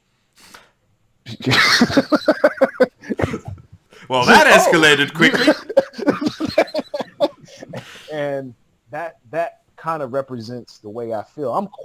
I tell people I'm real calm. I don't want smoke. I don't want nothing to do with you. I just want peace, happiness, love, and light. I'm really that way. And I'm always searching for ways to keep that maintained. But when it's on, it's on. I'm on. I'm on. And that's what I seen in Xingyi. When it's on, and I loved it. I felt like my body, and it does. When I do Xingyi, my mind really connects to that motion. I really do feel like I'm expressing something from the heart. Yeah. And so I seen your teacher demonstrating it. And so when, I went and seen Li Yujie during the time I took that month off, and I wanted to kind of explore if Xingyi was something I wanted to continue to do, because I was doing it with this guy, Hood Tower in Fremont, and it was cool, but we were only going once a month. And I feel like maybe my type of a session of training was quite different. I was moving quite fast. And I think that's because just in general, most students in the States, they got a lot of stuff going on. Yeah. And I didn't have work. I was just back teaching martial arts and training. Yeah. So when he'd give me something, you gave me a whole month with Bung Chun. Yeah. Bet. See you in a month. And so when I'd come back, he'd be like, man, okay, it was almost like he was just shocked. He was like, I got to give you more material. You're actually putting in the work. Right. And so, but at the same time, it was slow for me. I don't know if that makes sense, because I'm only going once a month. So it was kind of slow for me. So I wasn't sure, even though I took to it visually, I wasn't sure I would take to it training wise, because I wasn't getting it. It was like I was starved. It was like I wanted more to chew on. And so during that month off, I was like, you know what, maybe I'll try to do a little Xingyi, and Yan Lao Shi will come around and we'll get back to business as usual. And I couldn't find it in Dongbei. So I was like, I'm going to try to find that teacher who got that video. And I had the homie look me. I had the Chinese homie. I said, yo, can you try to find him online? And he went in and he was like, sorry, I can't find him. I don't know how hard he tried. At that time, my Chinese wasn't good enough to do it on my own. Yeah. So I don't know how hard he looked, right? But he was like, he couldn't find them. And I was like, well, click on the videos. Maybe we can find a link to somebody who posts on videos. We buy doing, by the way. We just buy doing his name. And what ended up coming up under your teacher's name were an assortment of different Xingyi teachers in Beijing, and it included Li Yujie. Okay. Here was this woman, and I seen the thumbnail, and I was like, yo, click on that one. And I was just like, yo, she powerful. Yeah. She's powerful. I said, is there a number on this video? And it just so happened that led back to her Weibo Sina blog page. Okay. And had her contact info, and that's how I got to her. Yeah. Yeah, my teacher wouldn't have a blog. I mean, he's like 70-something, so he's pretty good with a computer. He's pretty good with a computer for his age, but he's not going to be like blogging and doing things like that. I mean, he's not that generation. I mean, the fact that he's able to use a computer the way he does, because, he likes to type. He likes to write stuff. He's pretty decent. Although, when I'm close to him, I'm formatting his machine and reinstalling it at least once every 2 months, because he's like, well, this thing came up and it told me to install this thing because it said it would make the computer run better. And I'm like, that's a virus, So let's clean your computer. Okay, I won't do that again. 2 months later. Well, this message came up and said this and this. I'm like, no, that's a virus. Don't do that. But he's pretty good in other other Oh aspects. man. I mean, he get on Skype if or he's okay with Skype. He knows how to email. He's good with a WeChat. I give him a WeChat call, like a video call once a month now as All right. well. So he's decent in that regard, but he won't have a blog. I mean, the only reason he has a Yeah. website is because, like, when I was training, I think I made it 12 years ago maybe, and I was like, you need some Wow. sort of a website because people are looking for you, and that's when I made his And you websites. should have did that a year earlier. Yeah, I know. See? Yeah, I know. 'Cause, Anyway, yeah, I definitely looked. I definitely looked. And I remember my friend was like, damn. Like he just yeah. couldn't find them. But yeah, it's cool though. Your teacher's dope, bro. He was the first visual. Oh, that's good. And yeah. I didn't really care too much style of Xingyi. Hmm. Because you see, I don't know if to make it like what really attracted me was just being in that moment. He was just still, and then it was boom. Yeah, yeah. And I tell people when I seen it, this is what was happening in my ear. Boom, boom, Yeah, exactly. boom, boom. Right, and I was just like, bro, like as long as I hear that rhythm, that's what attracts me. And so I didn't care the style. Like when I seen Li Yujie doing it, that's what I was hearing. Well, that's an I was like, wow, interesting thing you she's say as powerful. well. Yeah. My teacher told me, in when we get round to talking about the period of the Cultural Revolution, right? And like, I mean, they were training from before that, so he was training through that too. But he used to tell me, like, they'd go train out in the dark at night, and back in those days, it's not like the streets and everywhere was well lit up, so you could find a dark place and train, like and people wouldn't be able to really see you. But he would tell me that they would be able to hear other people practicing Xingyi just because of that tempo and that boom, boom, Yeah. boom. So without seeing them, Yeah. okay, someone over there is doing Xingyi Quan. Somebody's over there doing. Yeah. So they could hear each other, even though they didn't know what each other or who each other. They could hear each other. So Right. yeah, That's dope, man. It's a hell of an art to me.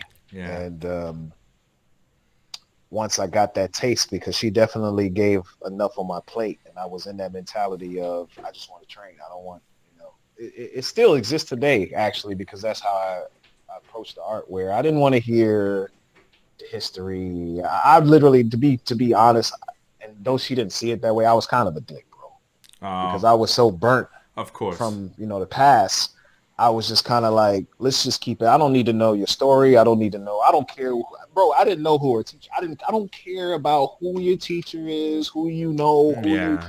I think your Xingyi is dope. I'm trying to learn from you. How much? And but ultimately, I came to learn she had such a similar story, and we connected in that place from a place of brokenness. Honestly, being just done wrong by people who you really dedicated yourself to in order to move the art and ultimately the school that these teachers represented along, and compounded by me hearing in the competition circuit, oh, he's a foreigner, or basically this condition of me being a foreigner somehow, some way, swayed the judges to give me an extra point, or or some craziness like that. She received the same thing being a woman, and she, of course, once I started hearing some of her story, it kind of softened my heart a bit. Kind of like, what, if there's gonna be anybody, a lot of stuff, I could say it this way: we had a lot of conversations later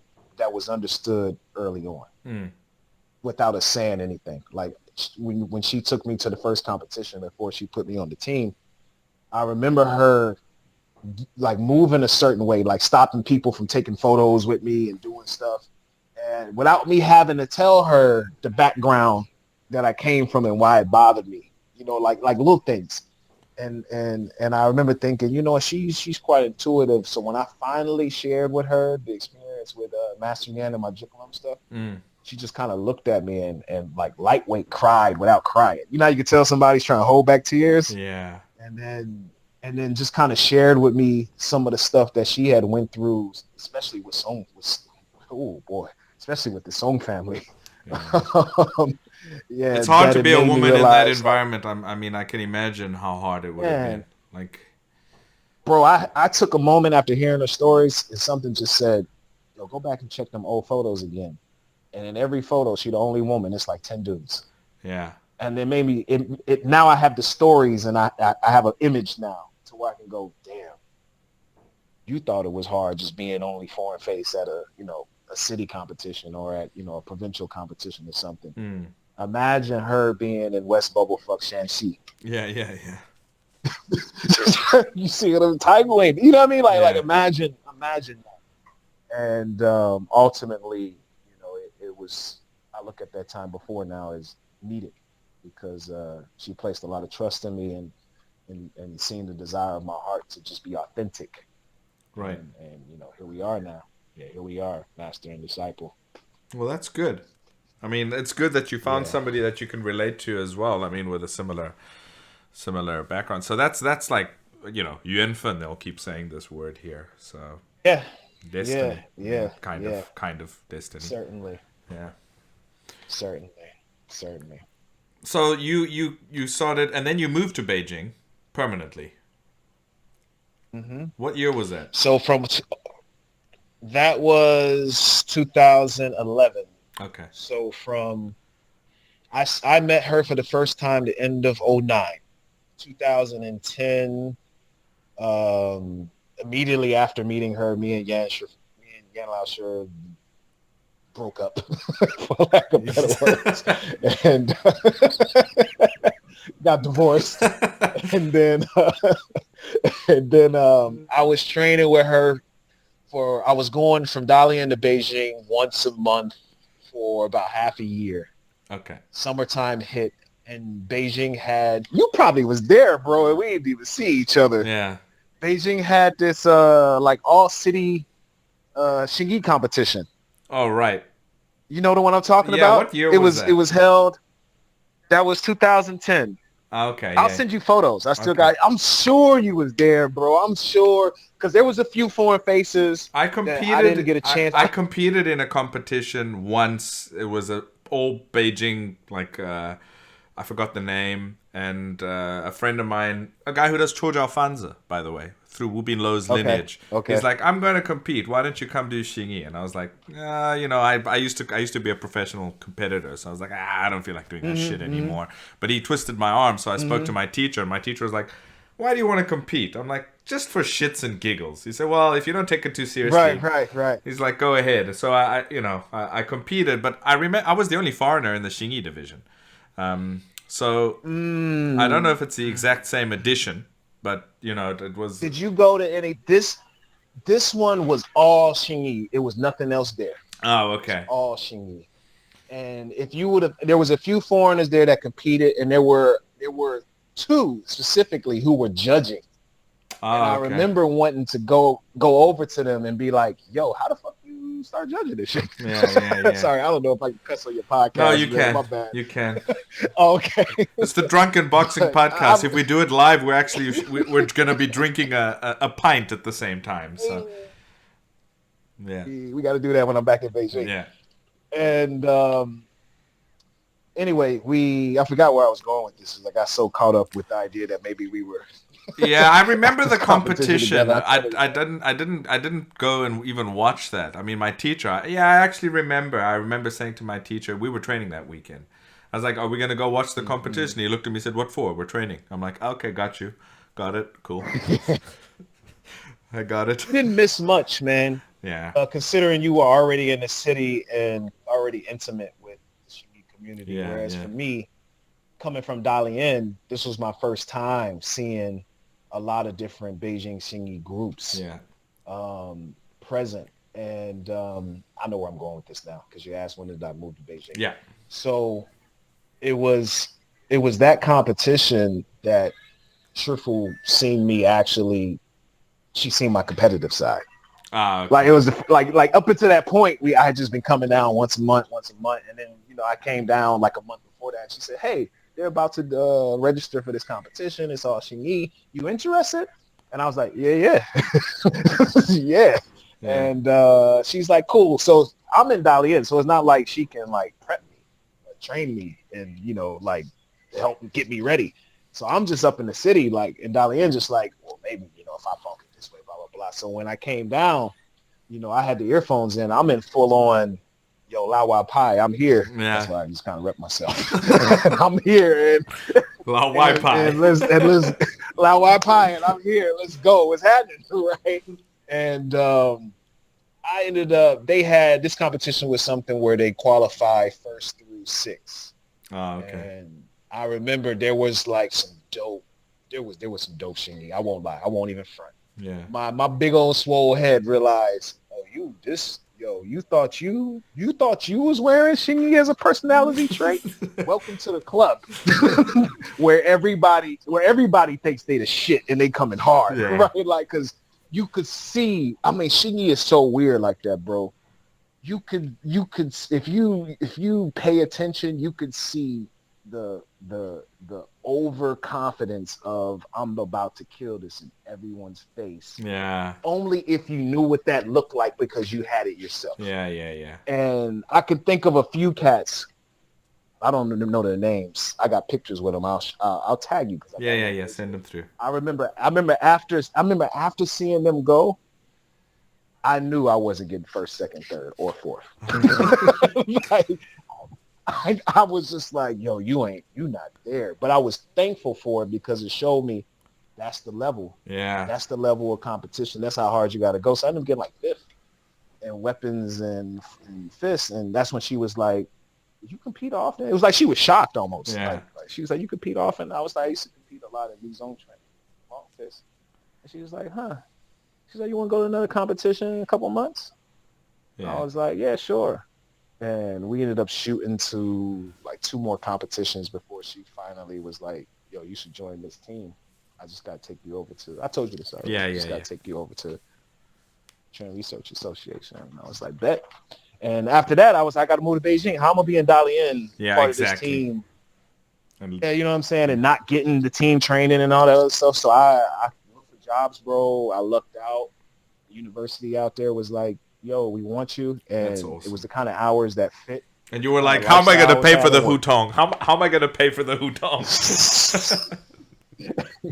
At this point, I was trying to go back to the airport and find the cat who hustled me. And be like, give me my money back. Stuff don't cost that much. Actually, you don't even work here. I'm glad they cleaned all that shit up in Beijing because, I mean, people don't realize when I first moved here, Beijing was the Wild West. It really was. I mean, yes, it's much better now. In some ways, people would say it's very restricted. Okay, there's that side of the coin too, but a lot of the monkey business has been just deleted like overnight. A lot of it is like, oh, you used to be a professional con artist? Guess what? Tomorrow, you unemployed. That's you. That's how Beijing rolls,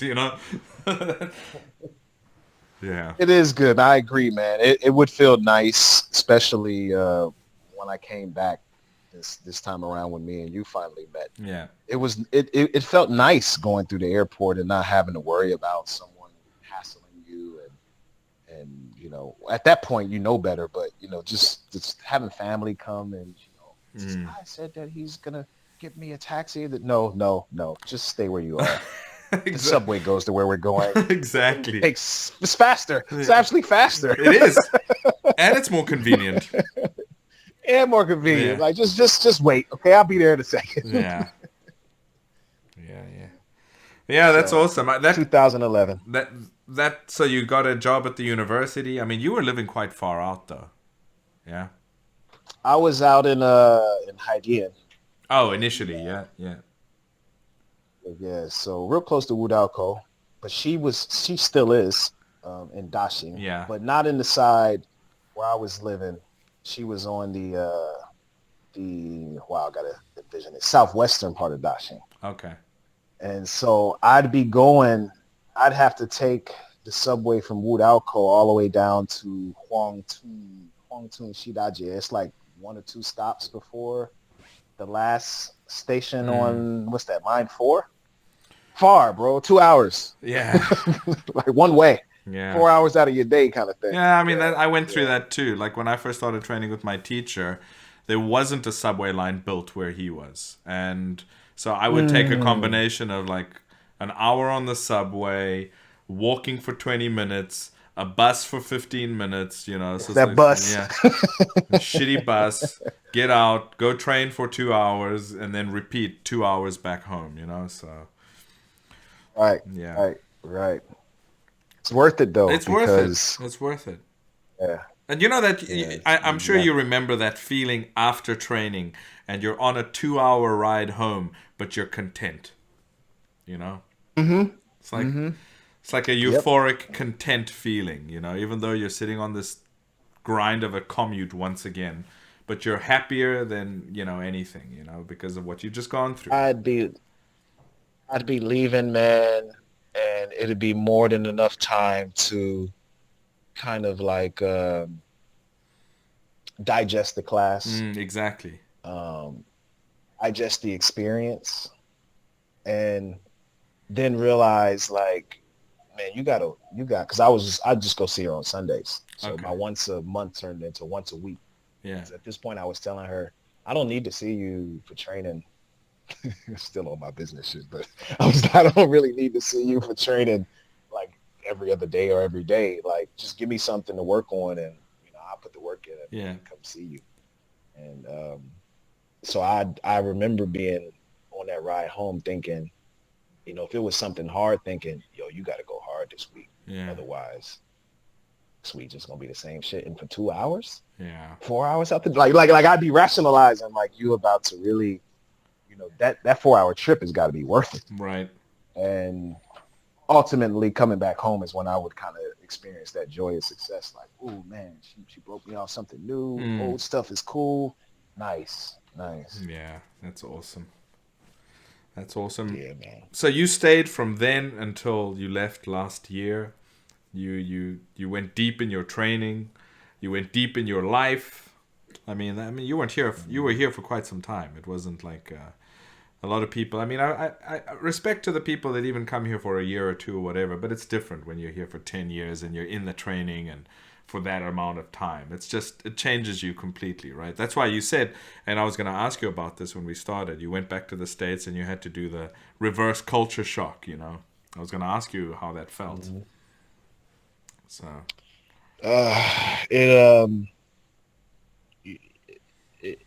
There's no way to really prepare for it because you don't know what part of life it's going to show up in because, ultimately home is home, right? Yeah.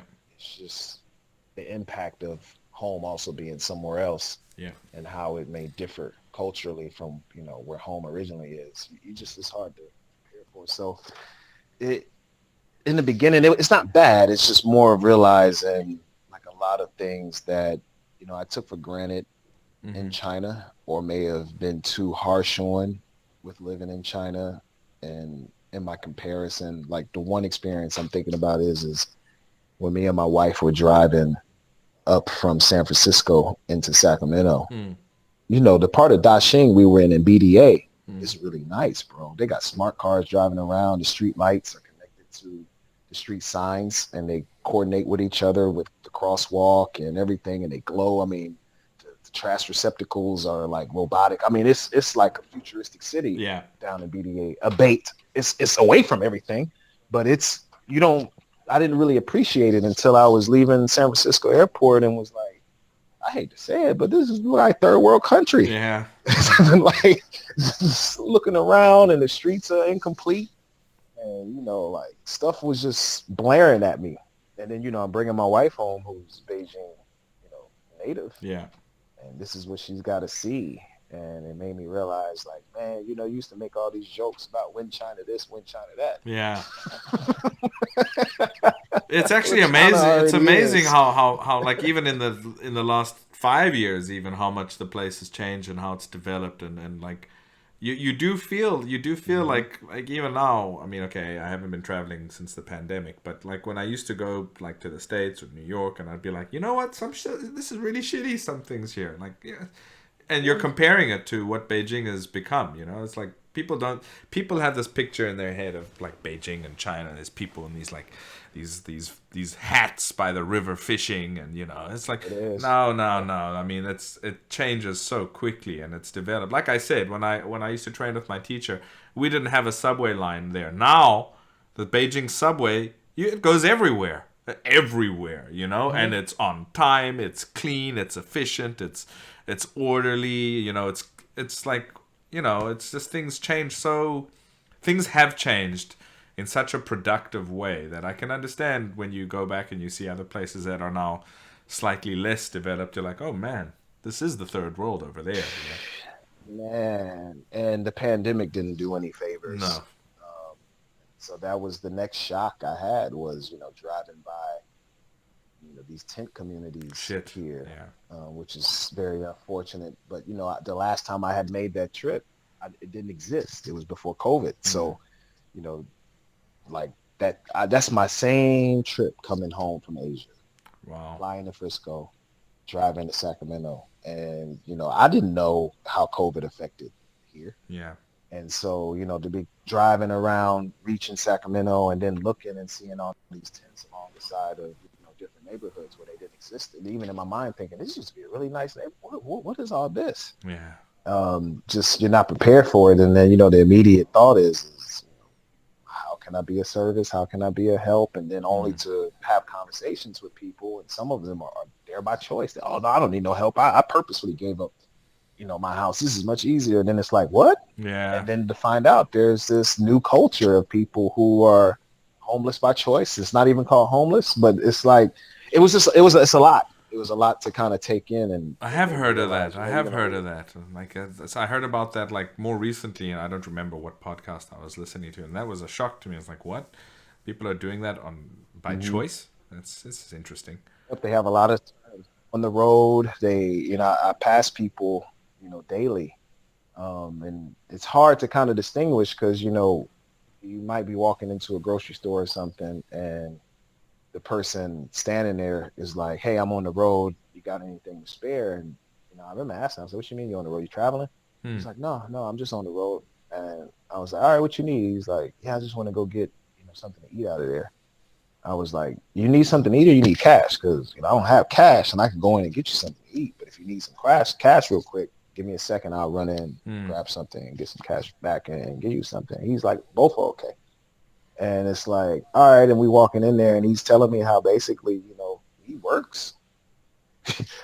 and it's kind of confusing because I'm like, so why am I buying you something?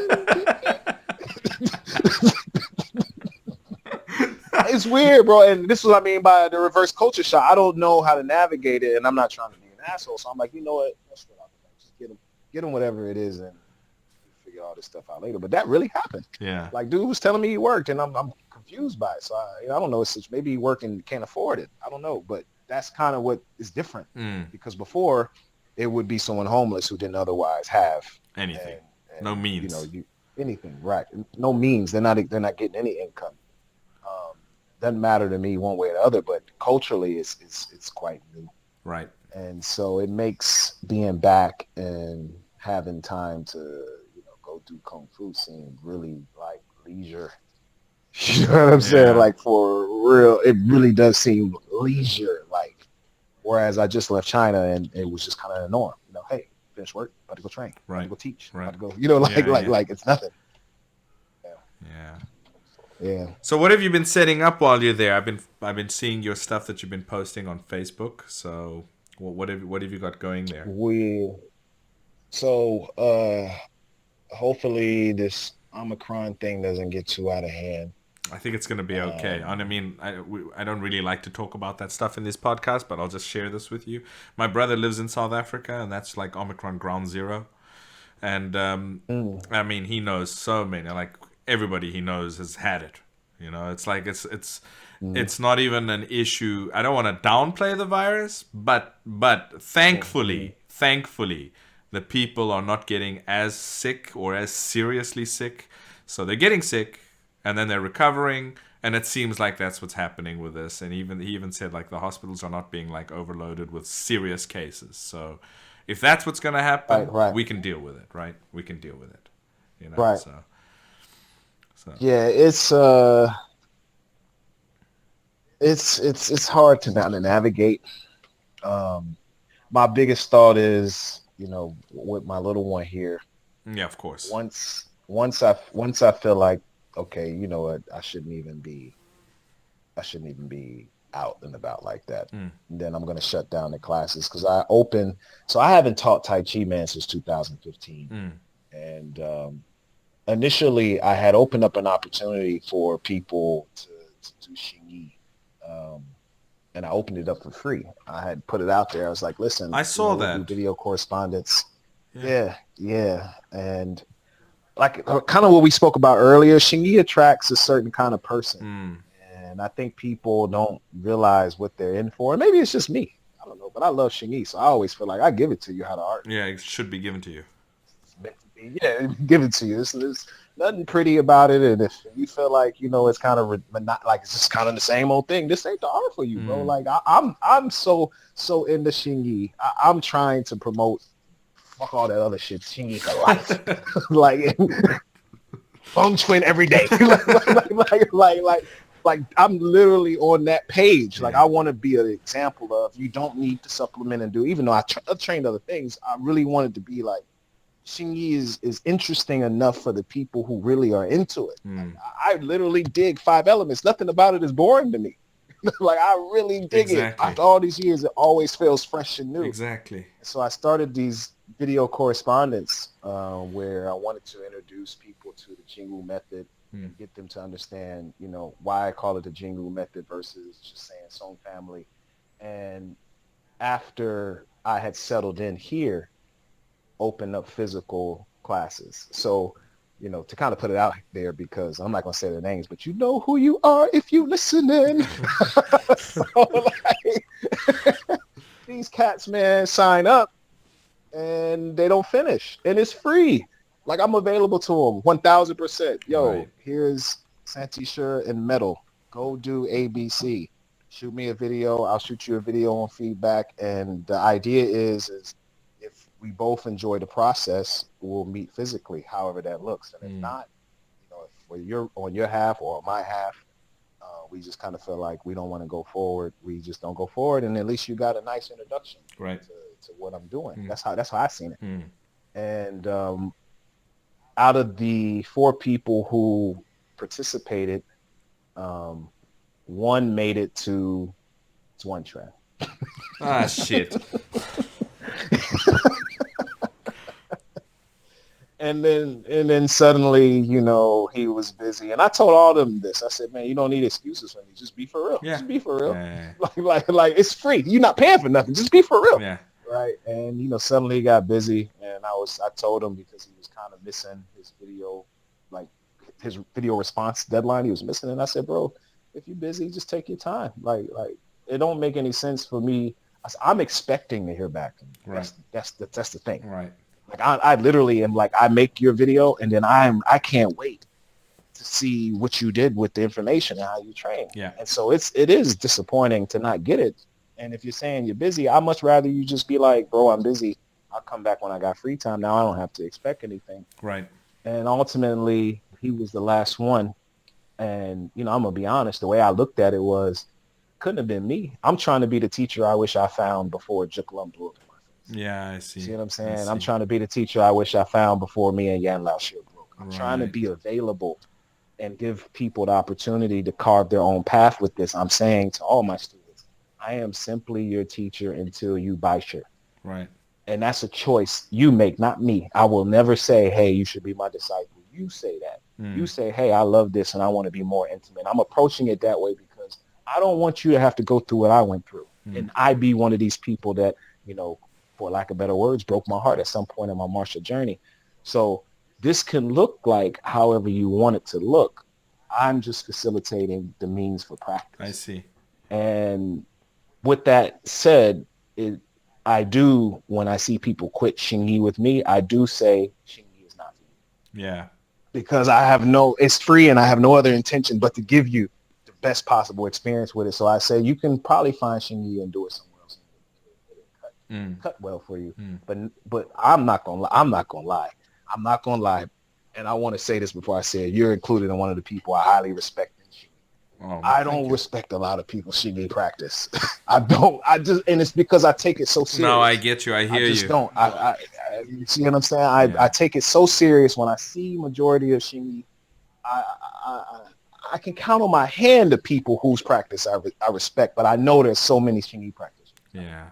And it's just as soon as I'm 5 seconds in, I'm like, nah, man, I'm not going to waste my time. My heart don't race. Right.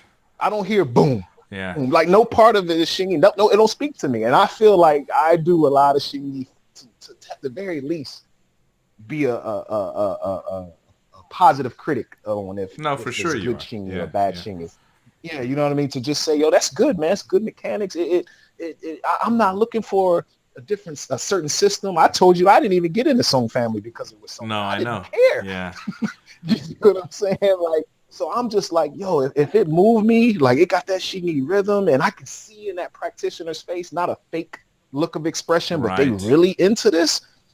Man, that gets me excited, bro. Like it gets me really excited. There's a lot of Xingyi theater out there. I think, I mean, that's another thing which is interesting. Yeah, there's a lot of Xingyi theater out there. And you know how to see the difference. That's why I was saying, like earlier, like for us, when we see something that's beautiful, it's not the same eyes that other people are looking at it with. And like, so our idea of what's beautiful, it's hard to explain, but we know what we're looking for, so yeah. Right. Yeah. Absolutely. So now that you're there, are you setting up some classes? So I am doing Chen style practical method, and because I have a commitment to that art with my teacher, who gave me my Negon practice, and as I mentioned earlier, I hadn't taught it since 2015, because I really wanted to, show my Shifu that I was committed to, to passing on her art. But more importantly, I felt like I had arrived in a place where I could give Xingyi. I had been purposely waiting until I knew what Xingyi looked like for me, and to be able to give it, not just regurgitating what my master said, but actually taking something that I disseminated from her, passing it down based on my experience. Made it yours. And that was really important to me. Made it mine, right? And so with me teaching Tai Chi now, it's kind of that. With my Tai Chi teacher, I purposefully stopped after having one student in 2015 because I realized I hadn't really acquired in order to give according to my experience. Rather, I was just passing his, for which I thought I understood, or maybe I did understood, but I didn't have any experience with it. I said, you know what, why don't you keep training, and then we'll come back to it. And that way, when you offer it to people, you can give them an authentic practice based on how I understand it, which is based on the knowledge he passed on to me. Right. And so I started that, which I'm doing through a rec center, which they've been awesome over there. Nice. And because of the success of that class, they were pretty much like, hey, we have evenings open. We have this super huge gymnasium. Are there any other classes you think you want to do? And I said, actually, I do. That's awesome. So I have a course called Chinese boxing, which is effectively, it's just Xingyi, the Jing Wu method, but I'm calling it Chinese boxing because I recognize most people in Sacramento have no clue what Xingyi is. Right. And I kind of have always been intentional about calling anything I do Kung Fu because I think there's just connotations there for people who are uninformed. Yeah. And so I said, you know what, we'll go with Chinese boxing. Right now, that course is slated to be on Mondays and Wednesdays starting January 31st. Okay. And my goal, man, I made it free to teenagers 13 through 17 because that's I saw that, and I think that's awesome. For them. Yeah. Yep. I don't want them. Like I said, I want to be the teacher I wish I could have had. Right. And that goes back to when I first started too. And again, my Juk Lum teachers, they made Kung Fu free for me when they realized I couldn't pay for it. And who needs it more at that age than who needs it more than the kids that can't afford it? Who needs it more than those kids? Right? Who needs it more? And I am a walking experience of that. And I'll never forget Sifu Peter Goldberg. I want to say thank you again. He looked at the whiteboard at the school where it was zeros across the chart for me, unpaid. Each month, zeros, right? And he says to me, he says, "You are you going to be able to pay this month because you haven't paid the last couple of months?" Mind you, I've been going. I just ain't paid. Yeah. I said, "Nah, C4, I don't have it. My mom didn't have it. I ain't have it." Yeah. He said, "Nah, don't worry about it." He erased the whole thing. And then you know what he did next? What? He gave me the fucking key to the school. There you go. And who needs it more, bro. right? Who needs it more? Bro, and I never forgot that. And to this day, I said, I'm going to pay that back. So 13 through 17, the only thing I require is what he required. Good grades. Right. And my good grades is just 2.5. It ain't even like you got to be, valedictorian. 2.5. Just show me you do your work, and we can go. We can build from there. So I'm hoping we get some teams and we take part of it. That's a great endeavor, man. A lot to me to be able to pay that forward. I think that's really great. And I know you've got wife and new baby there, and I don't want to take too much of your time. We've been going on for 2 hours. We could still talk about the whole other side, which is your Korean exploit, your MMA combat competition. Let's do a part 2. We'll do a part 2 for sure. So we'll definitely do a part 2. Yeah. We're not going to take your whole Friday evening. You got some family commitments there, but I do want you to send me all the contact details for all your stuff. We'll put it in the show notes and the description of this podcast so people can look you up if they're in the area. Go and see this guy. Go learn with him. And yeah, we'll do part 2 soon, man. So let's do that. Thank you, man. Thank you for having me on, man. It's an honor. You don't know how honor. Nah, this pleasure's all mine. Honor's mine. Man. All right, man. You have a good evening. Let's be in touch, bro. I said this to you. Yeah. Let's make sure we're in touch. I said this to you in Beijing, man. So, we across a whole ocean, but we got this WeChat thing. So I'll probably be checking in on you, just being like, yo, what's up, man? How's life in the city? Keep me updated. Yeah, I'll let you know what's happening here. Right, you've missed the snow. We had the 3 days of snow now. So it came late, but you've missed the snow. I'm not missing it. Are you I'm sure? Enjoying the sun. You don't miss the sludge, and the mess. No, dude. The way it just ruin your jeans. Exactly. And stuff. No. Anyway, all right, man. You have a good evening. You have a good evening, and we'll be in touch soon. Enjoy your weekend. All right. Bye bye.